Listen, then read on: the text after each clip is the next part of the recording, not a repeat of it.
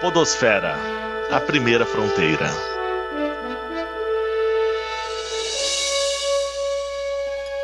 Essas são as elucubrações do podcast Quina do Mundo.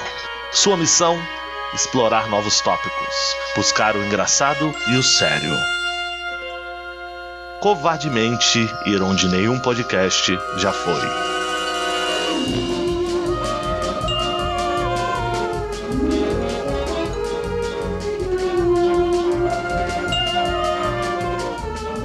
E aí, ouvintes do Quina do Mundo, hoje a gente tem um tópico especial, tópico importante. Estou aqui com meus amigos André Gomes. E aí, pessoal, beleza? Thiago Januzzi. Fala, galerinha. E estamos aqui com um convidado especial, né? Jorge Gomes Sanches, vulgo Tatá. Como é que você tá, Tatá? Tudo bem, e vocês, como é que estão? Todos curtindo a pandemia, né? Exatamente. Vamos tomar uma cervejinha aqui, que o tópico é importante, Star Trek. Olha, já falou de pandemia, eu já posso adiantar um negócio, cara. Eu aproveitei a pandemia pra reassistir um monte de coisa de Star Trek. Ó, eu reassisti vários episódios de Deep Space Nine, de Voyager. Tentei assistir Enterprise e não dei conta. Rolou aí já uma bela maratonada. Vem cá, por que a gente perderia tempo em discutir Star Trek, hein? Pera aí, já começou errado. Perder tempo? Eu não tô perdendo tempo falando de Star Trek. Isso aqui é investimento do meu tempo. Você tá perdendo tempo vivendo, né, cara? É. Vocês podem estar perdendo tempo assistindo também. Exatamente. Olha, a quantidade de coisa de Star Trek que está publicada hoje, de todos os níveis de qualidade, é absurda, né? É um momento especialmente bom, né? Porque você tem... só esse ano foram 3 séries diferentes de Star Trek que foram pro ar, né? A Discovery, o Picard e o Lower Decks. Agora, por que vocês acham que o Star Trek tem essa vida tão longa? Pô, a gente tá falando já indo pra 55 anos. Tão variado assim. E de altos e baixos, né? De altos e baixos. O que vocês acham que justifica isso, hein? Essa pergunta é recorrente, tá? Eu já participei de muitas convenções da frota, inclusive fora do país, tá? E é recorrente, e tem as respostas são recorrentes, desde as mais óbvias até as mais doidas, né? A respeito disso. Na verdade, Star Trek teve seus picos, né? A série original é da década de 60, então se você assistir agora achar ela meio ridícula, mas se você pensar que o primeiro episódio foi feito em 1960, 63, se não me engano, ele foi feito, você vai achar a coisa meio mais complicada ainda, né? Porque naquela época muitas coisas que para nós agora são meio bobas não se faziam na televisão, imagina. A história do Spock é uma história longa, né? Quando puseram as orelhas pontudas, a CBS quis cancelar porque disse que está fazendo apologia ao demônio, né? Então, você imaginou as coisas, né? E a primeira oficial da Enterprise não era um homem, era uma mulher, tá? Eles tiveram que refazer o primeiro piloto porque não era um absurdo uma mulher na cadeia de comando. Aí puderam ela de ordenança. Que, por sinal, enfermeira. É a Nurse, depois virou a Nurse Chapel, que casou com o Gene Roddenberry, né? Isso. E fez as vozes do computador, acho que de quase todas as séries, mais recentes, né? Ela é a única que participa de todas as séries. A diferença mesmo, por que ela se repete? Porque, na verdade, Star Trek no início, além da questão das viagens espaciais terem essa linha mais coletiva, mais ligada à sociedade, o que é uma coisa recorrente em ficção científica, mas difícil de expressar, foi feito tem um nonsense muito característico deles, né?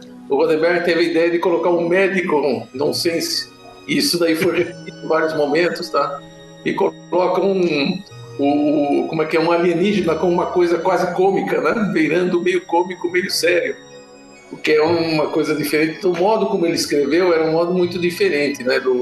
E como é uma ficção científica ligada a uma estrutura social hipotética, obviamente voa a mentalidade. Todo mundo que lê ficção científica lembra de um monte de alusões e cruzamentos de Star Trek com outras coisas. Depois as séries mais velhas foram cruzando mesmo. Você pega episódios e, nossa, mas isso eu já vi, escrito por não sei quem. A nova geração teve episódio que o Stephen Hawking foi o ator, tá? Ele trabalhou como um deles. Então, as multiplicações que tem em relação a outras áreas são muito grandes, tá? Mas ela também teve um pico, teve uma hora que teve tanta série correndo ao mesmo tempo, cada um para um lado, que ninguém aguentou mais, tanto que ela assumiu com o cancelamento da série da Enterprise e só voltou agora com o advento dos canais de streaming, né? Porque antes era muito complicado e não tinha dinheiro para fazer uma série dessas na televisão. Tá, aí eu te pergunto uma coisa. Esse cancelamento, esse fim, é lógico, teve uma saturação, isso não há dúvida, tá? Mas você não está muito relacionada com o clima político que apareceu? Repara que o Enterprise entrou bem na época do 11 de setembro. Sim. Né? E aí você passa daquela Pax Americana, ou seja, você tem a nova geração, que é no metade pro final dos anos 80, certo? Então você tem lá final de Guerra Fria, né? Aí você tem nos anos 90 a Pax Americana, ou seja, o liberalismo ganhou, tudo por aí. E aí você tem o 11 de setembro. Eu não sei, me parece que assim, é meio incompatível você ter uma visão positiva do futuro com daquele espírito público daquela época. Mas Paulo, não é bem verdade isso, não. A penúltima série, antes dessas séries novas, foi a Deep Space Nine. É uma série 100% militarista, ela está ligada à opressão, sociedades oprimidas, um cardassiano que é uma reencarnação do conceito fascista. O grande problema é que quem escreveu tem uma visão, que são os produtores da série, tem uma visão nessa linha, são pessoas da Califórnia, de Los Angeles, tem uma visão mais à esquerda no que o americano pode chegar à esquerda, tá? Tem uma visão mais disso, né? E que criou problemas sérios. Tem um episódio famoso na Deep Space Nine e eles fraudam um documento que vai para o Romulano para enganar o outro. Eles fraudam um documento declaradamente. Vamos fraudar para convencer os outros que eles são contra eles. Tá? E no final o cara termina falando assim, olha, nós fizemos uma coisa moralmente incorreta, mas estamos ajudando a salvar o mundo. Então tem alguns questionamentos muito fortes cruzados com o momento político também. Eu acho que a última, Voyager, já foi meio uma alusão a Perdidos no Espaço, tá? Já foi mesmo visando, tipo, se tem problemas sociais que sejam longe da gente, tá? Aí tem uma discussão grande aí, né? Qual que é o problema do Voyager, né? A gente pode discutir isso um pouco mais tarde. Bom, primeira pergunta, pra vocês, qual a tua série favorita? Pô, essa resposta é fácil pra mim, cara, Deep Space Nine. Se bem do que, olha, Lower Decks agora tá concorrendo, porque eu gostei muito da primeira temporada do Lower Decks. Mas eu acho que Deep Space Nine ainda ganha pra mim. Pra mim é difícil, muito difícil responder, porque tem dois... A Deep Space Nine não foi a minha série predileta, tá? A minha série predileta foi a nova geração, mas tem que excluir os 2 primeiros anos, tá? Tem que ser o terceiro. Perfeito. Os primeiros anos foram grotescos, tá? Muito interessante e por causa da personalidade dos atores, tá? Porque alguns atores tinham o caso do capitão, o Jean-Luc Picard, criou uma personalidade própria que quase obscureceu o Kirk, né? O melhor capitão da frota não é mais o Kirk, é o Jean-Luc Picard, né? E tem umas alusões. E eu também gostei muito da Voyager, mais do que da Deep Space, mas não totalmente. Tem umas porcarias na Voyager. Mas eu gostei muito do Doutor, absurdamente bem caracterizado. Foi uma ideia genial, ele cresceu muito durante a série, tá? E também pelo fato dele criar usar uma visão mais nonsense, tipo, eu tô no quadrante delta perdido no espaço voltando para casa, entendeu? Então mudou um pouco daquela visão muito de querer reconstruir sociedade, etc. Ele é uma série diferente das outras. Então eu gostei muito dela também. Das novas agora a gente pode comentar, mas aí é um pouco mais complicado porque elas têm um aspecto muito diferente, mesmo os filmes novos muito diferentes. Ah, com certeza. Não, isso aí não tem o que ver. Paralela, mudou tudo, destruíram o vulcano, então não vai longe. Bom, eu acho assim, quando eu era criança, eu lembro que eu via lá os reruns da série original. Eu gostava bastante. Assisti os filmes, eu lembro que meu pai me levou pra ver o Star Trek 4 da baleia. Devo ter visto os outros também, eu realmente não lembro quando. Eu lembro em particular desse filme. Agora, eu gostava muito da Next Generation, que se a gente pensa em Star Trek hoje, em termos de filosofia, visão de mundo, é o Next Generation que tá aí, é o Picard, né? Eu também acho. É o Picard que é isso que define a Federação e o universo Star Trek. Agora, eu concordo com o Thiago. Eu realmente, cada dia que passa, eu gosto mais do Deep Space Nine. Eu vejo muitos problemas com o Voyager. Acho que a gente valeria entrar porque acho que é algo recorrente em séries e mesmo livros por aí, esses problemas que eles têm. E você, André? Então, eu nunca assisti uma série completa, mas o que mais me marcou foi a original, lá de trás. Agora, eu tava assistindo essa nova da Discovery, da Netflix. Cara, na boa, pra uma pessoa bem leiga assim, me parece a mesma coisa do que eu vi anteriormente. Tipo, roteiro mesmo, assim. A frota, aí tem lá umas desavenças, aí tem um problema, eles vão resolver, os Klingons vêm lá, destrói tudo. Aí os caras vazam, e aí se recompõem, e aí vão fazendo essa jogada. Mas é interessante. Pô, eu achei que alguém ia falar que foi a série animada que teve na década de 70 também. Cara, ela é excelente. Ela é excelente, cara. Ela é excelente. E até o episódio do Spock gigante? Porra, não, cara, eu tô falando. Se você para pra pensar, ela é excelente. É que ele foi feito, aquele era o Filmation, que fazia, que é o mesmo que fez o He-Man depois, né? Vários desenhos que eles faziam produção em série, assim, então você vê assim, várias cenas que eles pegam várias cenas de outros desenhos e põem lá no meio pra fazer a baixo custo. Mas é excelente aquela série animada, cara. Agora, o doido da série animada é que boa parte dela, os roteiros eram do Gene Roddenberry pra série original. Se não tivesse sido cancelado, era aquilo que seria filmado, tá? É isso mesmo. Então você fica imaginando como é que seria que os atores... Porque os atores da série original também foram amadurecendo. No terceiro ano da série estavam muito melhores, mais expressivos. Imagino mais uns 2 ou 3 anos. A série ia para decolar. Na década de 70, que era uma década de questionamento social forte, ela ia decolar. Só que estava nos Estados Unidos, não tem jeito mesmo. Naquela época era difícil. Uma série animada, ainda mais naquela época, assim, você te libera da restrição de orçamento, né? Então, você quer fazer um alienígena lá com 5 braços, uns cospe-fogo, não sei o que, você consegue, é só desenhar aquilo. Você não precisa ter todo aquele custo de efeitos especiais, né? E que é uma coisa também que voltou agora com o Lower Decks, né? Também que é animação. Então os caras vão longe, sacou? Qualquer loucura que o cara consegue imaginar, ele consegue pôr ali no episódio. Se diz que Roddenberry se arrependeu da série animada, tá? Que ele fez porque achava que nunca mais ia conseguir filmar Star Trek. Quando ele conseguiu trazer a nova geração, ele disse, pô, perdi vários roteiros na série animada que poderia ter utilizado. Então ele teria escrito uma série nova geração um pouquinho diferente se ele ainda tivesse aqueles roteiros, né?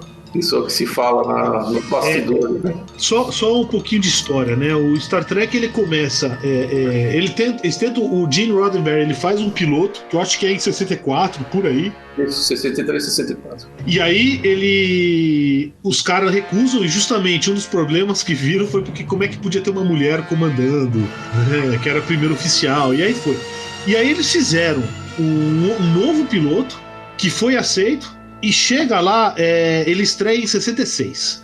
E aí tem 3 temporadas, né? Primeira e segunda, que o pessoal fala muito bem, e aí tem a famosa terceira temporada, que dizem que é um show de horrores, né? O pessoal diz que cortou muito orçamento. Mas a questão de orçamento é uma coisa curiosa, porque, por exemplo, uma das coisas icônicas do Star Trek é o teletransporte. Por que eles fizeram o teletransporte? Porque custava muito caro filmar a navezinha descendo no planeta e gastava muito tempo. Então vamos fazer aperta um botão, faz um efeito especial tosco na época, né? Inclusive eu quero falar sobre o teletransporte depois. A gente podia falar um pouquinho sobre... Não, tem dilemas morais... Não, seríssimos, né? Eu só vou dar um spoiler aí pra quem tá ouvindo. Cara, se você parar pra pensar no teletransporte, ele é uma máquina de suicídio, mas tudo bem. Depois a gente volta nisso aí. Não, mas você sabe que... A gente tá falando de efeito especial aí dos anos 60, né? Porra, eu falei pra você, Thiago, que semana passada eu assisti do David Lynch, né? O filme, né? Do David Lynch lá, de 84. Tá. Cara, que filme horrível. Que filme horrível. Eu vou precisar reler o livro, né? Porque... aquilo pula em qualquer coisa. Mas eu tava lembrando, cara, e o pior do filme é os efeitos especiais são toscos. Lembra o Star Trek da série original, os efeitos especiais do... Lembrando que tem 20 anos de diferença. E outro é filme e outro é televisão, né? Paulo, você imaginar como eram feitos, né? O Roddenberry tinha 3 maquetes da Star Trek, da Enterprise, 3 maquetes, tá? E ele ficava filmando com uma bolinha vermelha que era desenhada na parede mesmo. Genial. Genial. Então era muito complicado. E tem mais outras coisas. O Spock era azul, tá? Não tinha jeito de ficar pintando ele todas as sessões. Ia ser muito caro e desistiram e colocaram da cor normal. Entendeu? Então muita coisa foi simplificada na série original para ela poder ser produzida. E eu não concordo com você a respeito, eu achei o terceiro ano muito bom. Tem episódios... Eu concordo com você, eu não fui a crítica. Ela é a crítica que se faz é que é horrível a terceira temporada. Eu também não acho que tem coisa muito boa na terceira temporada. Tá, não, aí eu não tô dizendo, não era opinião pessoal minha, é o que se fala por aí. Eu tava fazendo uma pesquisa aqui no Trends do Google, como publicitário, eu não largo esse negócio, né? E o Google mede desde 2004 buscas, que aí é uma tendência de interesse por assunto, tá? E eu vejo aqui que realmente lá o primeiro grande pico foi em janeiro de 2004, de buscas no Google sobre Star Trek. Depois teve um pico em janeiro de 2005, um pico em abril de 2009 e o último pico de buscas foi em setembro de 2016. Tá. O 2009 foi o filme, o novo filme. O 2016 foi o último filme que teve. E o 2004, 2005, me parece, sei lá, é o fim da Enterprise? A Enterprise foi em 2001 que acabou, não foi antes? Não. Foi antes de 2004. 2004. Então foi quando acabou. E eu não me lembro se tinha algum filme para ser lançado naquela época, tá? Porque teve alguns filmes de Star Trek que foram muito especiais, tá? Trocando minhas, eu não tenho as datas todas na minha cabeça. Eu acho que o Nemesis foi 2001, 2002. Então, tem uma tradição em Star Trek que diz que os filmes ímpares são bons, os filmes pares são uma bosta, tá? Então todo mundo fica na expectativa. Não, é o contrário. Não, os ímpares são os bons. Não, os ímpares são os ruins. Tá certo, eu assisti anteontem Star Trek 5, foi difícil de assistir até o final. Os ímpares são os ruins. O 5 é o pior, todas as pesquisas falam. Inclusive... Aliás, uma pergunta recorrente: qual que é o melhor episódio de Star Trek, né? Sim. Então, depois tem que perguntar que também. Então, antes de falar de episódio, qual que é o melhor filme? O melhor filme de Star Trek, considerando todos as refilmagens, nova geração, etc. O melhor filme para mim foi na minha opinião, é óbvio, a Ilha de Khan é considerado o melhor. Mas eu gostei muito do Star Trek 6, tá? Aquele do Hurapente lá que Sim. O capitão vai para lá. E tem o First Contact, que é muito divertido também, muito interessante. Da nova geração é o melhor disparado. Eu acho que eu vou bem na sua. O Star Trek 6, o Undiscovered Country, é excelente. Eu gosto bastante dele. Eu gosto muito do Primeiro Contato também, só que eu acho que é um filme com uma série de problemas, assim, mas ele tem é relativamente divertido, isso que eu quis dizer. Ele tem seu charme, né, digamos assim, mas ele é um filme com problemas, né, com muitos problemas, mas eu gosto bastante dele, mas eu acho que se bobear, o 6 é um dos meus preferidos também. E seguramente eu não colocaria na fila nenhum dos do universo Kelvin, né? Pra mim, nenhum daqueles lá eu conto como Star Trek, mas tudo bem. Já vai ter briga aí já, né? Já vamos receber e-mail bravo aí. A vaca tá indo pro brejo. E você? Qual que você gostou mais? Cara, eu vou falar pra você. Eu acho o melhor filme aí como cinema é a Ilha de Khan. Agora, eu gostei muito do 4, né? Que é o das baleias, que é um filme muito divertido. O 6 é engraçado. Quando eu lembro que eu assisti no cinema, e eu gostei demais do 6. E eu fui reassistir faz uns 1 ou 2 anos atrás, e sei lá, cara, eu não achei tão bom quanto quando eu tinha assistido. O 5 que eu tinha achado um horror.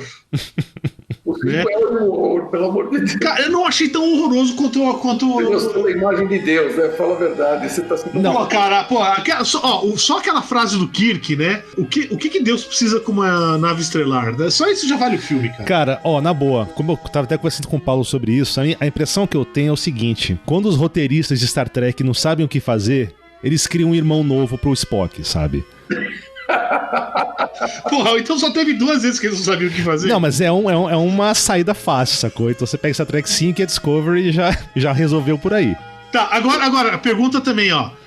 E aí, qual que é o teu filme favorito? Pode ser O Retorno de Jedi? Você tá cancelado. Porra, e nem vai pegar um filme bom de Star Wars, ele tá pegando um dos piores. Corta o áudio do André, vai. Corta o áudio do André. Corta o áudio. Porra, me enrolei. Não tem nenhum preferido, não. Não tem. Tá, capitão favorito. Essa é uma pergunta clássica também. Pra mim, o Kirk. Nenhuma dúvida de dizer que foi o Picard, o capitão favorito. Ele é o melhor. Picard também. Então, Picard. Eu gosto muito do Cisco, mas Picard. Agora a pergunta: personagem favorito? Aí é difícil. Vou responder no final. Eu tenho que pensar um pouco. Tá, eu vou dar o meu, cara. Eu acho que talvez, na minha opinião, é o melhor personagem em ficção, não ficção científica, em ficção na televisão que já teve. É o Quark, do Deep Space Nine. Eu imaginava. Eu gosto do Quark. Entendeu? É genial, eu me divirto com esse cara. Cara, incrivelmente eu gosto muito do Riker. Pô, você é o único, então, hein? Não, eu gosto dele, cara. E ele consegue participar de várias, né, interações diferentes do Star Trek, sacou? O Riker seria o capitão, porque o Kirk originalmente ia morrer no primeiro ano da série, né? O Picard, né? O Picard, desculpa. O Picard ia morrer no primeiro ano da série. Ele não morreu porque descobriram que ele era melhor que o Riker, não era lá muito bom. Entendeu? Fizeram muito bem.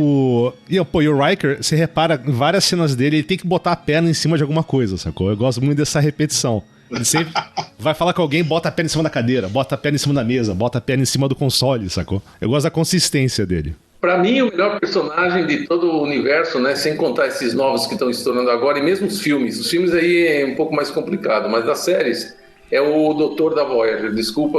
Ele é muito bom. Não, ele é muito bom. É muito bom. Um antológico. E olha que fazer médico era difícil por causa do McCoy da série original. Mas então, agora pensando, talvez o Bones, né? O McCoy talvez seja um dos personagens que eu mais gosto. Exatamente. O Bones, na minha opinião, na série original, era o melhor de todos. E o Picard, né, o doutor holográfico da série da Voyager, conseguiu chegar lá perto, viu? Eu acho até que ficou melhor. Não, ele é excelente. Esses 7 anos, né, na Voyager. E ele conseguiu se reinventar durante esses 7 anos. Ele fez... Não, ele foi excelente. Excelente. Mas o Quark, obviamente, estava muito bem colocado, sem dúvida. Agora uma pergunta, raça alienígena favorita? Eu gosto dos trio. Trio? Trio, cara. Aquele bichinho lesmento que entra na barriga das mulheres, é isso? No simbiontes, é isso? A raça, na verdade, o trio, você pode ter ou não o simbionte, né? Isso. Pô, o pessoal tá perdido, né? Só explicando aqui, a gente tava discutindo quais as raças alienígenas favoritas. O trio tem um personagem do Deep Space Nine, que tem uma pessoa, é um humanoide, e tem uma lesma gosmenta que meio que, tipo, possui a pessoa, entendeu? E aí forma um novo ser, assim. Só que ela é o host, né, do simbionte, né? Mas a espécie mesmo, o trio, você pode ou não ter o simbionte, né? Isso eu acho legal. Sim. Agora, a minha é a Orionita. Vocês lembram de onde que estava a Orionita? Quem é? Não, cara, peraí, repete o Há nome. 10 anos quando vi a Orionita pela primeira vez e fiquei impressionado, então não saiu da minha memória. A Orionita é uma dançarina verde que aparece no piloto. Sim! Sim, Tá as escravas sexual lá da... Sim! Ela é salva no primeiro filme do J.J. Abrams lá. Ela aparece com um colega de quarto Sim. Inclusive no Lower Decks, uma das personagens principais é de Orion também. Então. E, bom, eu gosto muito dos cardassianos, entendeu? São os filhos da puta de vaca maior, tá? Tem um muito bom, sem dúvida. Sim. Eu acho que o que eu gosto muito é porque é lógico, você vai falar dos Klingons, não sei o quê, e Vulcano, né? Os Klingons são muito explorados. Os Vulcanos, por incrível que pareça, bom, só no Enterprise que eles são um pouco mais explorados. E são bem cuzões na Enterprise, né? Os cardassianos, eles são muito bem explorados ao longo de toda o Deep Space Nine. E eles têm uma certa textura, não é uma coisa tão bidimensional quanto a maioria das outras espécies que tem lá no Star Trek. Né? Então, assim, por isso que eu acho muito interessante. Agora fazer uma pergunta pra vocês. Peraí, mas e o André? Qual é a raça preferida do André? É verdade. Cara, é a raça do ódio, mano. Então... E assim, não só isso. Eles são tipo caminhoneiro no Brasil. Caminhoneiro, cara, é tipo 80% saudade, 20% ódio e rancor. Eles têm um ódio absurdo. Só que não só isso. Foi uma raça... eu nunca tinha visto, não sei, talvez poucas comparações, com raças de antagonistas onde se desenvolveram até uma linguagem dos caras. Tem gente tirando diploma da língua dos caras, entendeu? Existe faculdade, vamos dizer assim, existe um dicionário, entendeu? A cultura deles foi a fundo, a linguagem deles virou super explorada, entendeu? Eu acho que a galera Roots. Eu lembro que o Tatá, ele tinha um adesivo no carro dele que era algo fantástico, né? Que era o Ferengi School of Business. Todo mundo foi faculdade, eu coloquei Ferengi School of Business. Essa foi genial. E assim, pra quem não conhece, os Ferengi foi uma espécie, uns alienígenas que apareceram na série da Nova Geração para ser como os grandes antagonistas da Federação. Só que eu acho que foi meio patético o bagulho, né? Pra vocês entenderem o que é o Ferengi, pense no ANCAP. Eu ia falar exatamente isso, eles são os ANCAP do século 24, né? E o único jeito de tratar eles de maneira séria é tratar eles como uma piada. Não tem jeito, né? Uma última pergunta que eu quero fazer pra vocês. Quando vocês pensam no nosso presidente, que espécie vocês pensam, cara? Cuidado pra não matar brasileiros aí, hein? Não falei o nome de ninguém. Eu falei do bugio presidencial. Cara, eu já tenho uma resposta, velho, pra você. Fala. Vocês lembram de um episódio do Star Trek Nova Geração? Inclusive foi o que aquela menina, aquela loura morreu. Vocês sabem dela, A Tasha Yar? A Tasha Yar. Então, teve aquele monstro gosmento? É o Armus. Arno, sim. Então, lembro dele, velho, porque é um bicho de puro ódio, sacou? E ele é inútil, não serve pra nada, só serve pra destruir as coisas. Eu tenho tem um episódio que eu não lembro qual, que ele, numa piada, diz, nossa, ele é pior que os capetinhas do planeta de neve. Eu não lembro qual é o episódio, mas eu vou rir capetinhas do planeta de neve. Eu em português ainda, não sei como é que eles falaram em inglês. Eu não consigo não pensar nos Packlets. Nossa senhora. Os Packlets é uma raça semi-primitiva e ficam tentando roubar as coisas dos outros ali. Né? Os caras são sempre retratados como meio burros. Só pra dar um spoiler aí, eles aparecem no Lower Decks, viu? Puta. Eu tenho que assistir o Lower Decks, só tenho que conseguir baixar os episódios. Faz uma cópia didática na internet. Pode ser. Mas agora, voltando à pergunta inicial, tá? A gente tá falando uma série que é divertido, tem aspecto legal, tá? Por que isso tem um impacto tão grande na nossa sociedade? Teve um impacto tão grande na sociedade?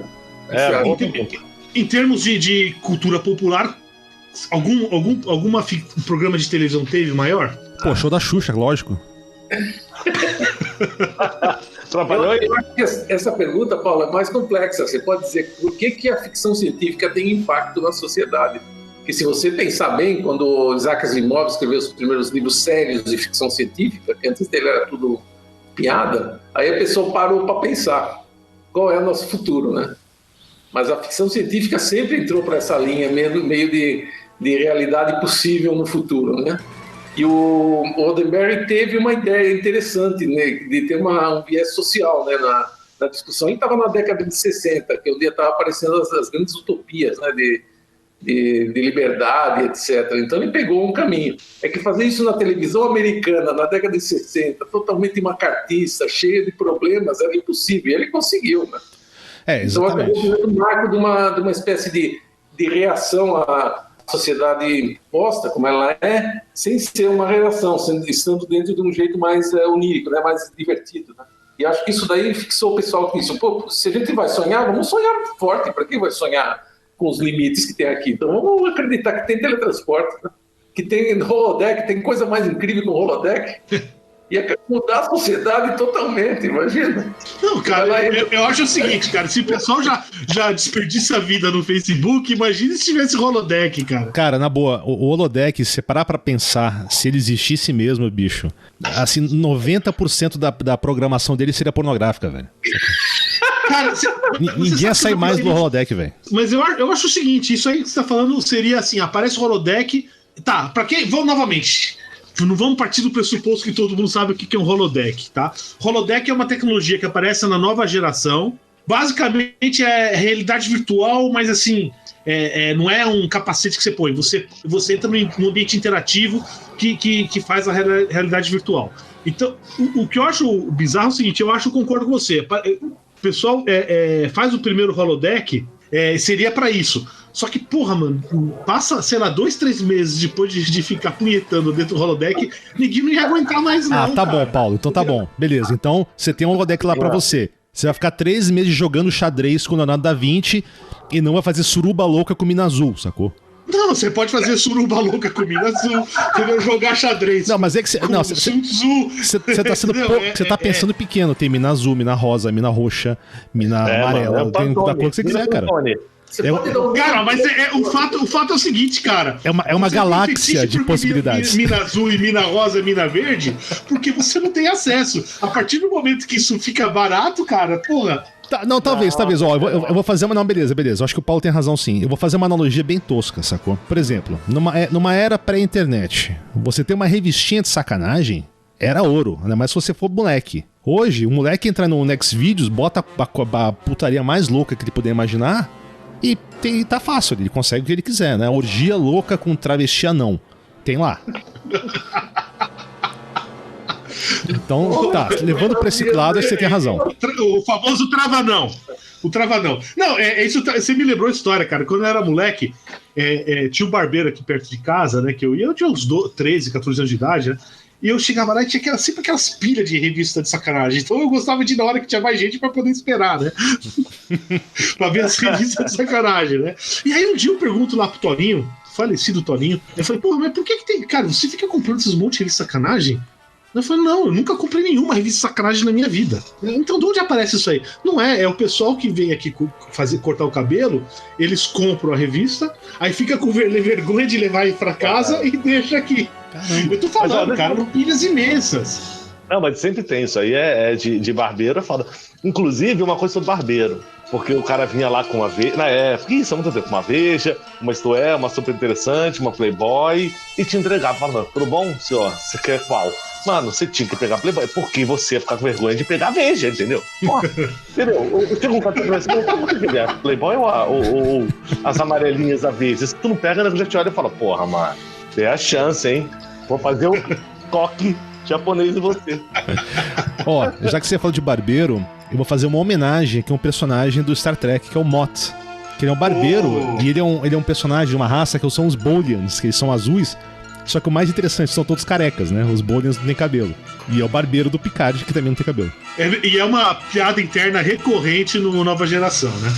Não, você ia comentar, vocês estão falando do Holodeck, vocês não esqueçam do Space Knight, que tem um episódio que tem um alienígena que compra com o Quark um programa de Holodeck que tem a Major Kira. A Major Kira. Aí o homem vai lá e altera a cabeça dele do Quark lá. E o cara vai lá e entra, aparece o Quark e vem cabecinho. Pronto, destruiu completamente a fantasia da coisa. Você pode fazer o contrário, também pode fazer grandes sacanagens. Não dá pra imaginar, né? Agora é o seguinte, né? Eu fico imaginando, sabe pra que eu acho que seria o Holodeck seria mais usado? Pra trapaça, coisa vigarista. Aí tô falando numa sociedade tipo, se enfiar aqui no Brasil, isso aí. O cara te teletransportava pra dentro do Holodeck, entendeu? E aí, cara, eu ia te roubar até as cuecas, mano. Te enganar até. Mas, Paulo, você vê, o Gene pensou nessa discussão, né? Ele colocou umas coisas interessantes, tá? Se vocês lembram bem, na nova geração, o uso mais interessante também do Holodeck foi nas aventuras do Sherlock Holmes, né? Sim. Tem uns episódios interessantes, isso. Ou do holograma querendo criar vida. O Molinati lá querendo criar vida. Então tem muitas multiplicações que você pode ter em relação ao Holodeck. E eu concordo aqui com o Thiago, de que a gente fica falando do Holodeck como, tipo, vai só ter pornografia, etc., porque não tem. No momento que tiver, é que nem as revistas, né? Quando fala, se tiver revista pornográfica, as crianças vão ser deturpadas no dia seguinte, tá? Quando começou a ter. Agora não tem, a sociedade está totalmente destruída e a coisa não ficou tão. Então eu acredito que tem coisas muito interessantes, tem divagações interessantes a respeito da possibilidade do holodeck. Como tem do teletransporte, né? Isso é algo que o Star Trek Voyager explora bem, essa questão dos personagens holográficos, né? É vida, não é? Pois é. Essa questão dos limites, o que é vida, o que não é algo que é explorado no Star Trek desde da série original, né? Sim, sem dúvida. Então você tem aquele lá, o Devil in the Dark, né? O demônio no escuro. Quer dizer, você tem uma forma de vida baseada em silício, certo? Que o pessoal eles estão lá, e o pessoal não reconhece, eles não sabem que aquilo é uma forma de vida. E aí que eu acho que entra um dos pontos centrais do Star Trek. Quer dizer, os caras estão lá, estão com medo, estão com conflito, e eles resolvem um negócio. Poxa, não, peraí, a gente errou, entendeu? Vamos tentar conversar e resolver o negócio por aí. E tem a questão da contradição da vida, do paradigma da vida sintética, né? Sim. Significa vida sintética ou não, que isso aí permeia a nossa filosofia de vida desde que começou a ser criada pelo próprio Isaac Asimov, né? Quando ele começou a entrar na questão dos robôs. E a Star Trek toca muito bem. Toca muito. Data como esse no Picard recentemente, né? Que ele falou sobre isso. E é algo que eu acho que a gente vai ter que começar daqui a poucos anos, sei lá, algumas décadas, a gente vai ter que tratar disso de algum jeito. Tá mais próximo do que parece, né? Tá mais próximo do que parece, exatamente. Mas vem cá, a gente tava falando muito da parte social, né, que foi aplicada no universo do Star Trek, né? Quando o Gene... Claro, foi o Roddenberry que criou, mas isso eu acho que a parte do que a Federação, né, do que a Frota Estelar, isso foi explorado de maneira bem mais ampla depois com as outras séries, né? Principalmente com Nova Geração e tudo. Aí eu vou fazer uma pergunta pra vocês, né? Isso é uma coisa que volta e meia eu vejo na internet aqui, quando eu pesquiso coisas sobre Star Trek, né? Só explicando, assim, o que é a Federação? A Federação são vários planetas unidos, né? Num governo único. Por exemplo, eles têm uma série de coisas diferentes. Por exemplo, eles não usam dinheiro, né? Você tem é uma sociedade pós-escassez, então não há escassez de energia, de nada. E são várias espécies diferentes que vivem em harmonia. Aí eu pergunto pra vocês acham que a Federação é uma utopia comunista? Cara, eu acho que é. Eu contraponho com uma pergunta que eu já ouvi também. Quem é o chefe de governo em Star Trek? Nunca aparece, tá? É um presidente, um rei, o que ele é? Mas é que tá o negócio, mas se você for ver aí na propaganda comunista, não tem um chefe de governo, você tem o secretário-geral do Partido Comunista. Tá? Então, assim, você tem o Soviético Supremo, que seria o cargo importante. Lógico, a gente sabe que isso é propaganda, tá certo? A gente tem alguns episódios, aparece a questão, não só episódios como nos filmes, né, tem o presidente da federação, que aparentemente é um cara que tem assim, claro, isso sempre é muito vago, né, eu acho que é vago de propósito mesmo, mas aparentemente é um cara que tem um certo poder, né, ele tem um grande poder decisório ali, tanto com a federação, tanto com a Frota Estelar. A minha opinião, eu já tive algumas discussões a respeito disso, né? Você pode ser tracker, a gente discute muito essas coisas. Na minha opinião, eu acho que é mais complexo. Eu acho que a ideia do Roddenberry é ter suplantado o comunismo, né? Fazer alguma coisa além dele. Está mais próximo de uma anarquia, não anarquia no sentido clássico da palavra, mas de uma sociedade que pode se auto-organizar sem necessidade de ter uma chefia centralizada. Essa era a ideia dele. Então ele queria... está mais além do conceito de sociedade, entendeu? Do conceito de comunismo, tá? Não o conceito de sociedade, o conceito de comunismo em si. A Federação Unida dos Planetas não significa governo centralizado, tá? É uma federação, tá? Cada raça tem seu governo próprio e é diferente. Inclusive tem raças que tem rei e coisa assim, tá? Não, isso é interessante, né? Porque assim, os planetas mantêm a sua autonomia. Só que eles respondem à federação, né? E existem alguns princípios básicos que ele tem que seguir. Sim. Né? Que isso é explorado na nova geração, é explorado de maneira sistemática, né? Não, e assim, eu acho que essa parte, assim como a economia da federação, como funciona, ela é deixada meio vaga de maneira deliberada, sabe? Eles não exploram muito de propósito isso. Eles não têm dinheiro, né? Então você tem divisão de classes dentro da federação? A gente não sabe. Pode dizer que talvez não tenha na Terra. Na federação tem raças que tem até hierarquia monárquica. Tá? Exato. E tem dinheiro também, algumas raças ali. Sim. Que existe um sistema monetário. O máximo que a gente vê, assim, pelo menos nas séries, né, o que eu acho que dá pra perceber, assim, que você tem uma diferenciação social até feita por status e reputação. Né? Na Frota Estelar também você tem muito essa questão da reputação. Se eu tivesse que chutar, assim, sei lá, do que eu consigo ver, pra mim, eu acho que eles são mais socialistas do que comunistas, sabe? Seria uma sociedade socialista, tecnocrata... meio meritocrata pós-escassez. Mas, Thiago, seria sociedade democrática, no sentido de democracia? Isso é interessante. Não sei dizer. Porque como é que é feito as eleições da federação? Como você elege o presidente da federação? Eu acho que aí tem um problema sério aqui que a gente está falando aqui, que é essa questão de terminologia. Então, quando a gente fala comunista, a gente está pensando União Soviética, Cuba, esse tipo de coisa. Tô pensando em manifesto comunista. Cara, mas o manifesto comunista tem muito pouco, tá certo? Você não tem informação. O que o cara tá propondo exatamente? Ele tá dizendo, olha, para de ficar ser oprimidos, vocês são os donos do meio de produção, aí controlam o meio de produção. Você não tem informação sobre o que seria uma sociedade comunista. Mesmo no Marx, o Capital é uma crítica ao capitalismo, crítica no sentido, não é meter pau, é uma análise econômica, social-econômica do capitalismo na época dele. Como vai ser o futuro? Você tem muito pouco, você não tem informação. Então o que a gente tem é o que pessoas, por exemplo, ativistas por aí falam e o que a gente teve de países comunistas por aí. Ou regimes comunistas temporários, por exemplo, tem uma revolução que caiu, tem uma comuna em algum lugar que foi lá e, sei lá. A gente tem isso. Só lembrando que o termo socialista, o pessoal chamava país comunista de socialista. Então, o que é socialista, o que é comunista, também a fronteira não está clara. Então, assim, a gente tem um problema de terminologia forte aí. Com certeza. Tá bom. Então, por exemplo, você pega um comunista hoje, ou um socialista hoje, ele vai dizer, não, a União Soviética não era um partido, não era um país comunista, não era um país socialista. Vai se usar o termo socialista sempre, né, para isso. Entendeu? Então, assim, só tomar cuidado com isso.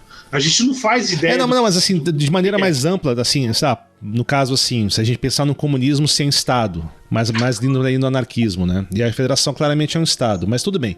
Mas eu acho que a pergunta do Jorge foi boa, né? A federação é uma democracia ou é um Estado autoritário? Eu acho que ela é, assim... Novamente, o que é uma democracia? Daí a gente entra nessa discussão. Ter eleição torna uma coisa democrática? Exato. Entendeu? Então, se vira um rabbit hole isso aí, né? A gente vai e não sai mais. Entendeu? Qual que era o nome, por exemplo, exatamente, qual que era o nome da Alemanha Oriental? Era a República Democrática Alemã, certo? Então, o que você enxerga como democracia vai além da palavra democracia. Só ter eleição é democracia? Estados Unidos é um país democrático? Tá? Se você for falar em ter eleição, tem. Que seja representativo da vontade popular, claramente não é, hoje em dia. Mas é complexa, essa pergunta é muito complexa e eu acho que o Roddenberry não quis deixar na cabeça da gente qualquer sonho de como seria a forma de governo, porque não era esse o tema do... Ele, tanto que ele não toca, ele não aparece o rei da terra ou o presidente da terra. Não aparece. Mas da terra nunca aparece, eu não sei qual a forma política, eu não sei se tem assembleia, não sei se tem deputado, não sei se tem país, tá? A única coisa que é clara é que tem governo único, né? É só isso. Mas qual é a forma do governo não... inclusive que é um dos pré-requisitos para entrar na federação, né? Você tem que ter governo unificado. E aí entra uma proposta de série de Star Trek que eu proponho aqui. Vou dar a minha série aí. É uns caras que acham os caras da Frota Estelar, os caras são muito chatos. Essa coisa de ficar obedecendo ordens aí, essa hierarquia militar é uma bosta, entendeu? Então eu quero, vamos juntar um monte de gente aqui e vamos fazer uma Frota Estelar anarquista aqui, em paralelo, e ver o que dá. Pô, é quase o Star Trek Maqui. Pode ser. É isso.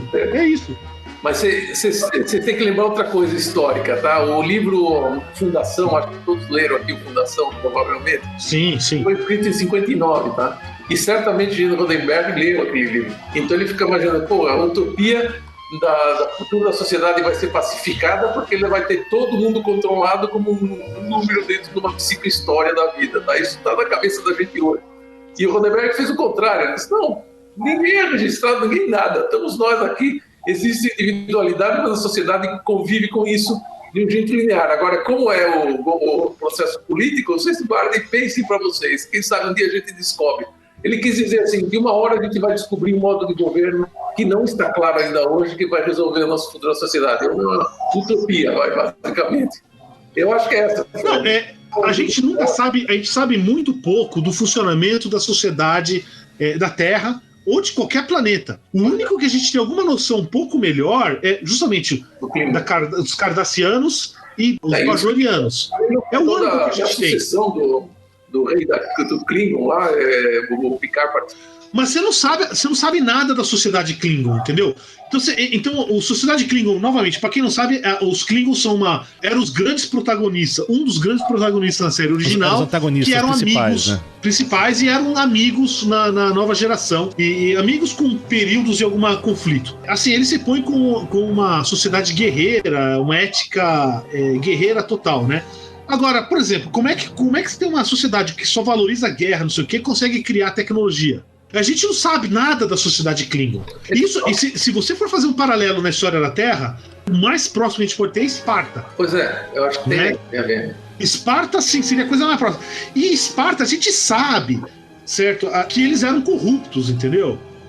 Então eles tinham todo aquele ideal de honra, de guerra, de não sei o quê, mas eles eram profundamente corruptos. Não, mas assim como também os Klingons também são corruptos, né? Isso é mostrado. Sim.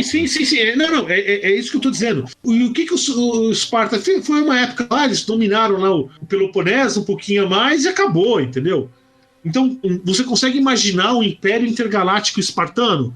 Eu não consigo. Eu simplesmente não consigo, entendeu? E você consegue imaginar uma sociedade que nem a dos Borgs existindo? Cara, a gente não tá vivendo nisso, não? Boa resposta. Fugiu da resposta. Eu não sou Locutus, não. Ele não me olha. Não, pera, aí você tá pegando. Você tá pegando um dos aspectos mais. Novamente, para os ouvintes que não conhecem, um dos grandes antagonistas do Star Trek são os chamados Borg. E o que são os Borg? Basicamente é uma raça que não é uma raça, porque ele é um consciente coletivo, onde eles vão lá, quando eles invadem um lugar, eles não te matam e roubam tuas coisas. Eles te absorvem, então você vira eles te assimilam. Dos caras. Eles te assimilam, esse é o termo, né? Então você, um Borg, o que acontece? A gente tem uma linha de filme de terror, vale um episódio aí de Quina do Mundo, né? Zumbi. Imagine você tem zumbi, só que zumbi inteligente e que lembra do que aconteceu antes. É um ser humano isso. Não, porra, é foda, mas você tem razão. O zumbi, assim, a maior qualidade do zumbi é ser um porra louca, maluco. É ser um doidão, foda-se, eu quero cérebro e o caralho, e bora. Lembrar-se. Cara, a memória traz culpa, mano. Por isso que o termo o que acontece em Vegas fica em Vegas é tipo, esquece o que aconteceu, velho. Você vai ter referência. Deixa eu só voltar um ponto aqui, Paulo. Manda. Os Klingons, se é uma raça voltada para a guerra, como eles desenvolveram tanta tecnologia? Cara, a gente pode ver aqui. Micro-ondas foi desenvolvido por causa de conflitos. A produção em massa de antibióticos, o próprio GPS, são tecnologias que depois foram para o cotidiano das pessoas, mas foram criadas para a guerra. Então, uma sociedade... Porra, você viu tanto que os americanos investem em tecnologia militar que depois pode ser usada para outros fins. Então, uma raça que é dedicada a um fim... Porque, assim, o que é a guerra? Nesse caso deles, não é uma guerra interna. Eles não ficam quebrando pau. Tudo bem, já tiveram seus próprios conflitos, tem todas as casas deles, né? Cada um tem o seu líder das suas casas, e deve ter rolado um pau pra... Como sempre. Eles são putos com tudo, né? Pelo que eu entendo, eles não tem assim um amigo. Cara, a gente é aliado dos... Não, é tudo porrada. E pra você chegar um ponto desse... Você coloca um ponto, eu acho que é muito importante, e aí que entra a diferença. Por isso que eu levantei Esparta e, por exemplo, não coloquei Estados Unidos. Uhum. Tá?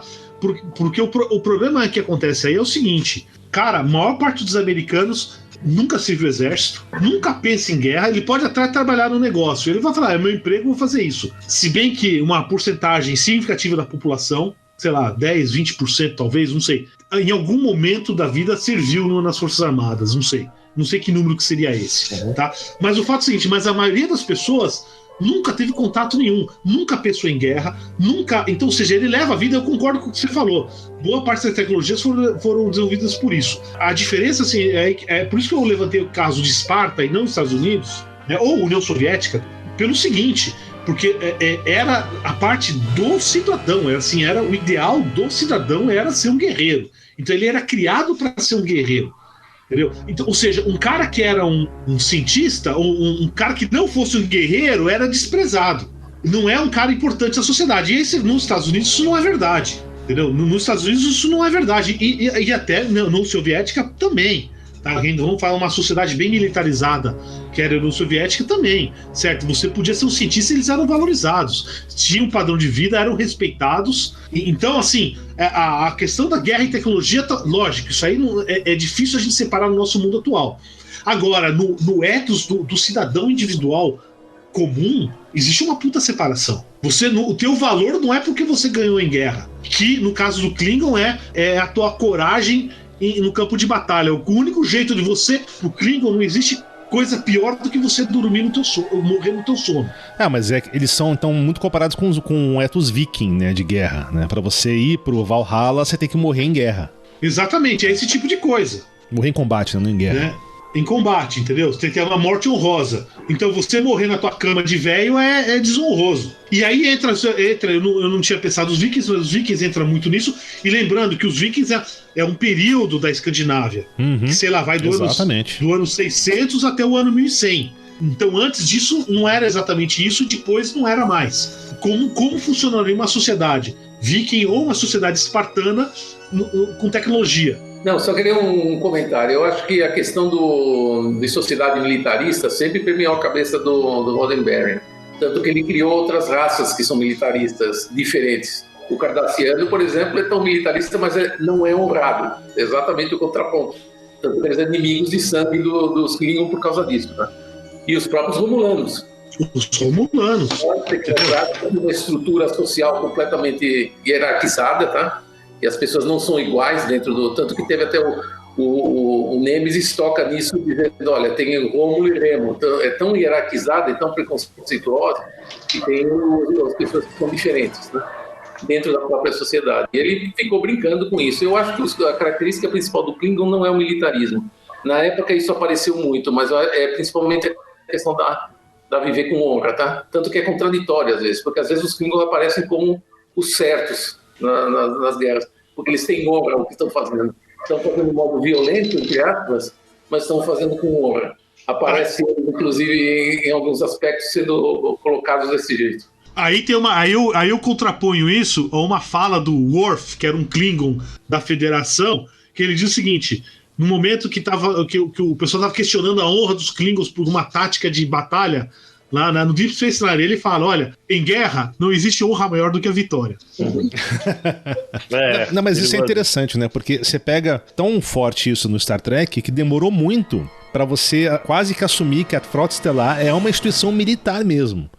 É uma instituição de exploração e de peacekeeping, mas não, porra, acho que foi mais com o Deep Space Nine, com a Guerra do Domínio e a ameaça Borg, que deixou meio claro que, velho, isso aqui é uma frota armada militar. Então, será, cara? Eu acho, olhando aqui de fora, assim, se eu quisesse fazer uma analogia da Frota Estelar, eu faria o seguinte: os exploradores, sei lá, do século XVI, ou mesmo do século XVIII, do Cook, você tinha uma estrutura, era parte do exército, tudo.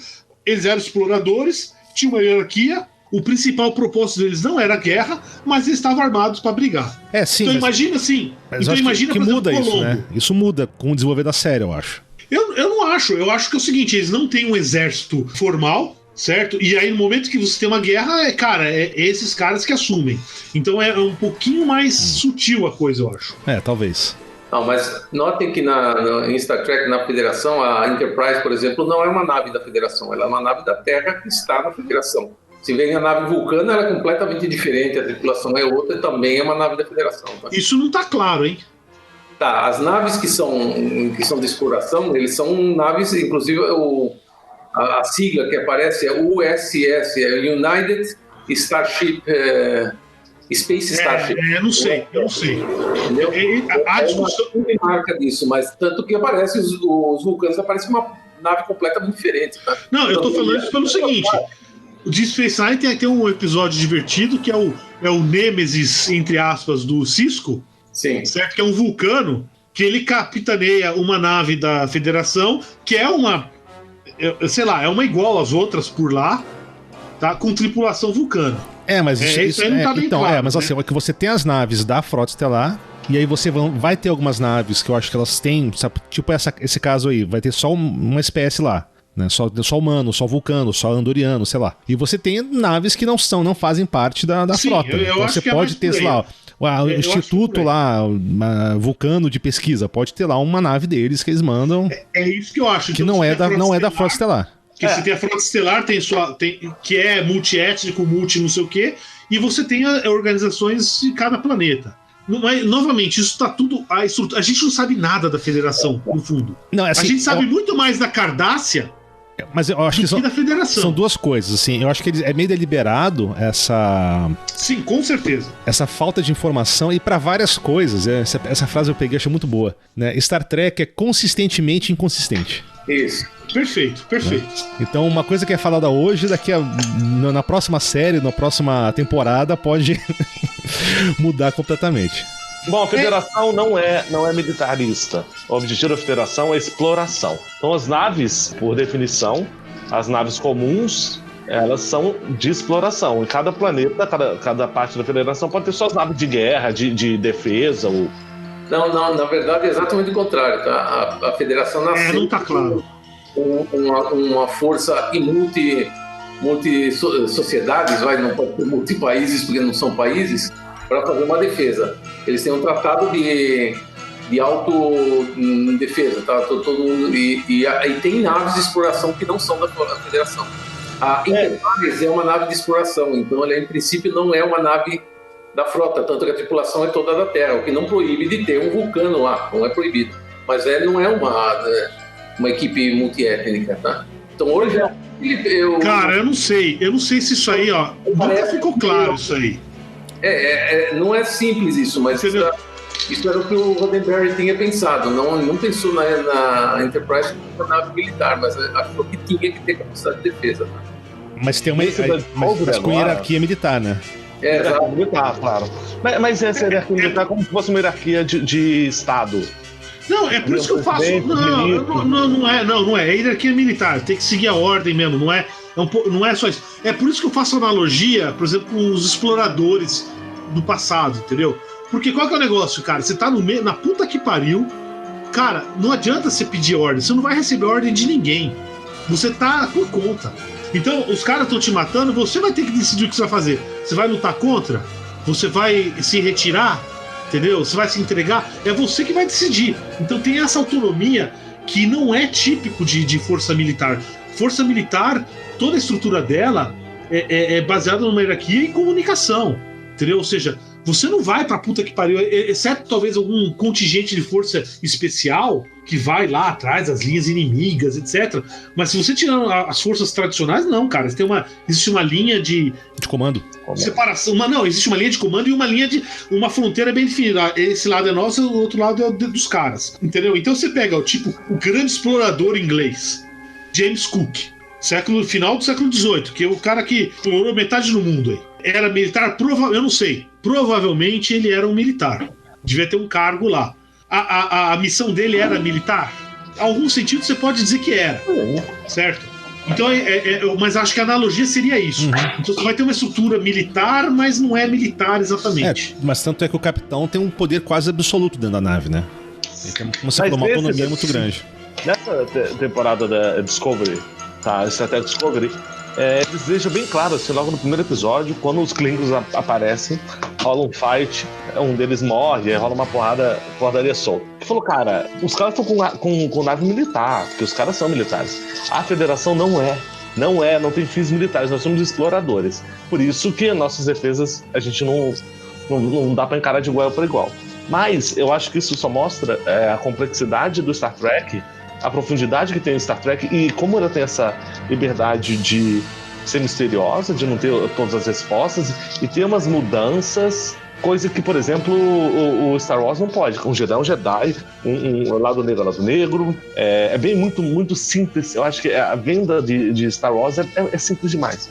Por isso que Star Trek, às vezes, não agrada tanto um público tão grande quanto o outro, porque é mais complexo, é mais profundo, entendeu? Eu acho que...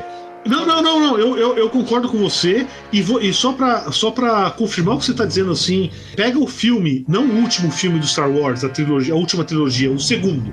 Cara, novamente, o Star Wars, a gente sabe pouquíssimos de como funciona a sociedade. Como é que funciona a economia do Star Wars? Não, a gente não sabe, não é que a gente não faz ideia. O único caso que teve, por exemplo, que teve aquele penúltimo filme do Star Wars, esqueci o nome. O Rogue One? Não. Eu tô falando das trilogias, tá? Ah, tá bom. Da primeira ou da segunda trilogia? Não, a última trilogia que acabou agora. O segundo Last filme. Jedi lá, como é que era? Last Jedi, é isso? Acho que é. É que tem o último filme ou o penúltimo, esqueci o nome. Tá? Se alguém puder ver aí na internet, eu agradeço. Eles tem uma parte que o pessoal criticou pra cacete. Foi assim, tipo aquela coisa de ódio de internet, que foi aquela questão lá do que zoou no Planeta Cassino. É o Last Jedi.